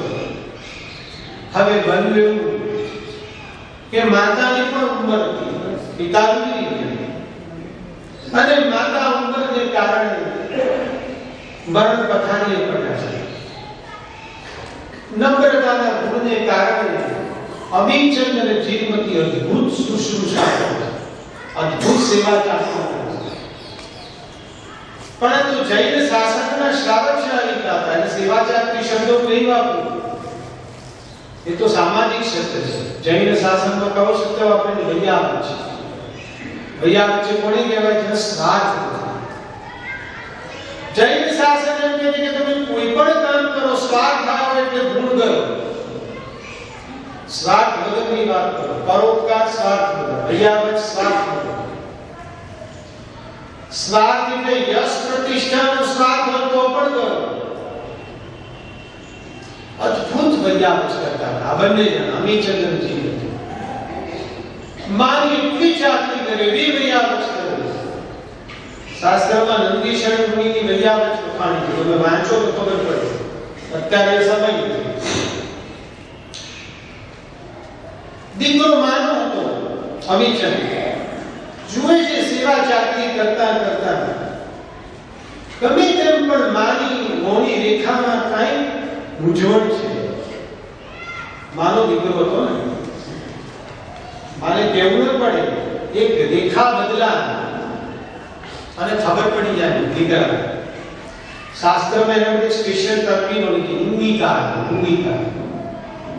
જે સાચી વૈયાવચ શિષ્ય કરતો હોય ને, આચાર્ય ભગવતી મોની રેખા બધી ખબર પડી જાય કે અમને માથું પઠામાં જોયું છે. બોલવું ન પડે ગુરુને બોલવું ન પડે. આવા ગુણો અમીચંદમાં હતા. મોની રેખા બદલાને ખબર પડી જાય. પહેલાના જમાનાના ડોક્ટરો પણ એવા હતા. અને બીજું માં કે તને કાંઈ મૂંઝવણ છે?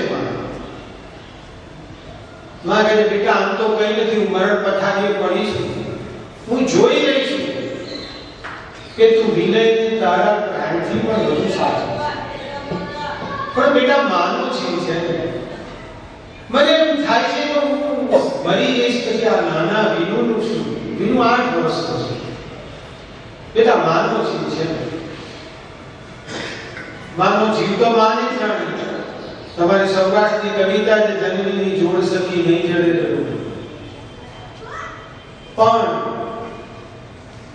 એકદમ અમીચંદ આંસુ ધરે બાબા, તારે આવી ચિંતા કરવાની હોય, તું કેમ ચિંતા કરે? એટલે તને સહેજ પણ શંકા છે?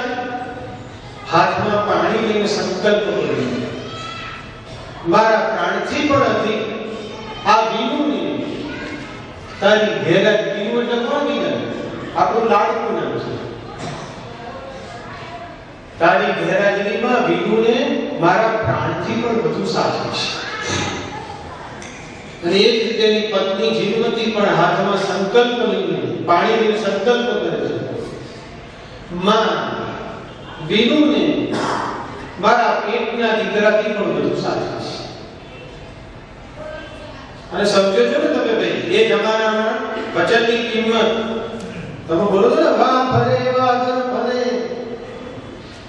સુરા બોલા ના ફરે, ભલે પશ્ચિમ ઉગીશ. આની સંસ્કૃતિ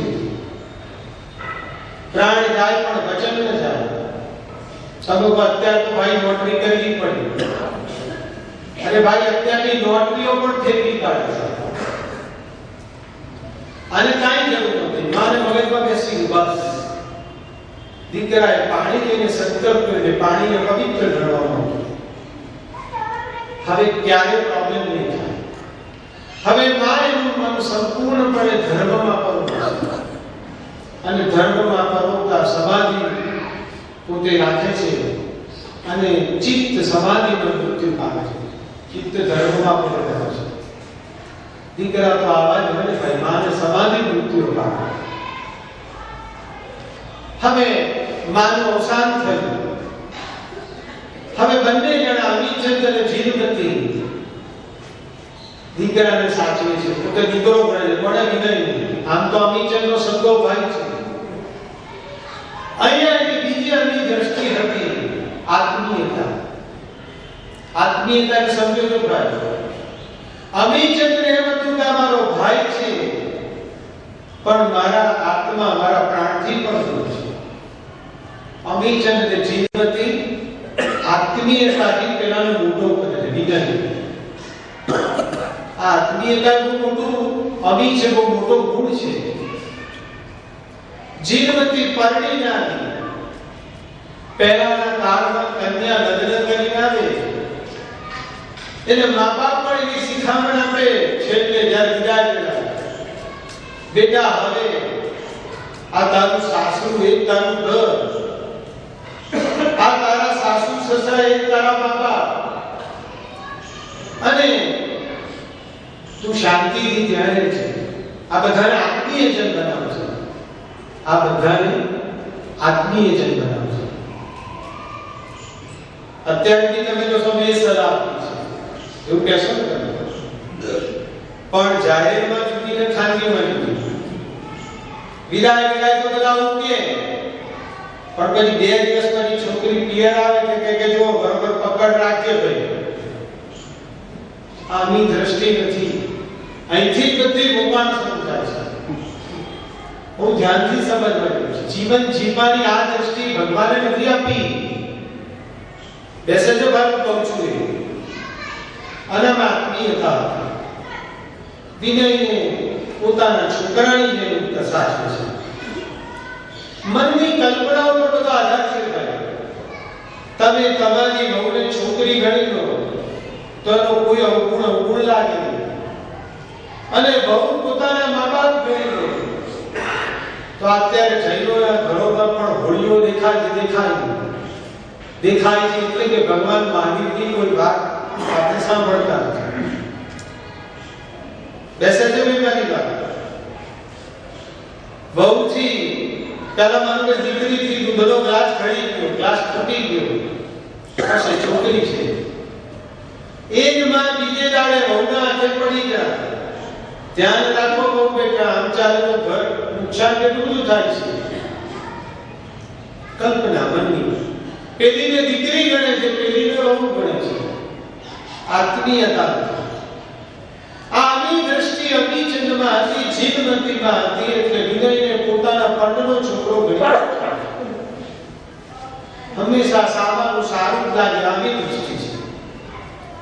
પરાય માનો તો ખોટું લાગે. આજે તમે મને સ્વીકારી લો કે તમે અમારા છો, કદાચ મારી બે ભૂલો તો તમે સ્વીકારી લો. વાત આગળ વધતા ધીરે ધીરે પેલાને ભણાવે છે. કોણે? વિનય. શહેરનું શિક્ષણ પણ આપે છે, કોલેજમાં પણ ભણાવે છે. ત્યાં શહેરમાં વિનયને તારા નામની કન્યા ગમી છે, સાથે ભણતા હતા. શહેરની ભણેલી ગણેલી કન્યા વિનયને ગમી છે. ભાઈ ભાભી આગળ રજૂઆત કરે છે. ભાઈ ભાભી તો વિનયમાં સુખે સુખી હતા. તને બેટા ગમી છે, છોકરી સારી હોય તો લગ્ન કરાવી દે. ધામધૂમથી એના લગ્ન કરાવી દે છે. એક પાત્ર વધ્યું, એક પાત્ર ઘટ્યું. માનું પાત્ર ગયું. હવે કોણ રહ્યું? અમીચંદ, જીનમતી, વિનય, તારા. 4 પાત્રો આપણી પાસે રહ્યા. લગ્ન કરાવીને આવે છે. પછી અમીચંદ અને જીનમતી કહે છે, બેટા તમે લાગણિયા છો, મજા કરો. દ્રષ્ટિ કેવી છે? અમે બેઠા છીએ. અમીચંદે બધો દુકાનો કારોબાર ઉપાડે કે વિનયને કહે તું નાનો છો, મજા કર, જલસા કર. તારું મન હોય તો કલાક આવી જજે દુકાન. જીનમતી તારાને કહે તું નાની છું, તમારા જુવાનીના દિવસો હરવા ફરવા અને ફરો હરવો મજા કરો. બોલો કેવી આવી દ્રષ્ટિ હતી જીનમતી. શું કામ કરીને કઈ ઘસાઈ જવાના નથી. એસે તો હું શું કહું છું? બીજાનું કામ કરી છૂટવાની વૃત્તિ, બીજાનું કામ કરી છૂટવાની વૃત્તિ આની છે. બોલો સંગનું આ કામ છે. બધા પોતપોતાની રીતે ઉપાડી લેતા. જે સંગના વહીવટદારોને માથે ટેન્શન છે, અને પાછું સ્વાર્થ વગર કરે તો બધા કામ કરી છૂટવાની વૃત્તિ, કામ કરીને ઘસાઈ નથી જવાનું. આ પણ એક અમી દ્રષ્ટિ છે, અમી દ્રષ્ટિ. અને એની સામે શું અમારે એકલાએ જ કામ કરવાનું? બધો ધસડો અમારે જ કરવાનો? એ બધા બેઠા બેઠા ખાય? બોલો આ શું કહ્યું? ભાઈ ઝેર દ્રષ્ટિ, આની દ્રષ્ટિ નથી. આવું નથી. આ બહુ અગત્યની વાત છે. અમીચંદમાં બધી અમી દ્રષ્ટિ હતી એટલે એનું જીવન બધું સુંદર હતું. પ્રસન્ન પ્રસન્ન પ્રસન્ન, ઉપશાંત અને પ્રશાંત પણ હંમેશા. અને તે તકલીફ જ ના લાગે, કારણ કે આપણી અમી દ્રષ્ટિ હતી, ગુણ હતી. ભગવાને જીવવાની દ્રષ્ટિ આપી હતી, એ દ્રષ્ટિથી જીવતો હતો. વિધિની વિચિત્રતા એ છે કે તારાને આટલું બધું સુખ હતું તારાને, છતાં એ સુખ બચાવી ન શકતા. 1.5 વર્ષમાં તો આ સુખથી પણ ઉભી ગઈ. કશું દુઃખ નહીં. પાણી માટે દૂધ મળે, કાંઈ કામ નહીં. ખાઓ પીઓ, જલસા કરો, હરો ભરો, મજા કરો. ખાવાનું પીવાનું મોક્ષ જ જાણી જેવું આવા જલસા હતા. છતાં એની ઝેર દૃષ્ટિ, એના અવગુણો કયા? અભિમાન, ઈર્ષા, વિષય નપટતા,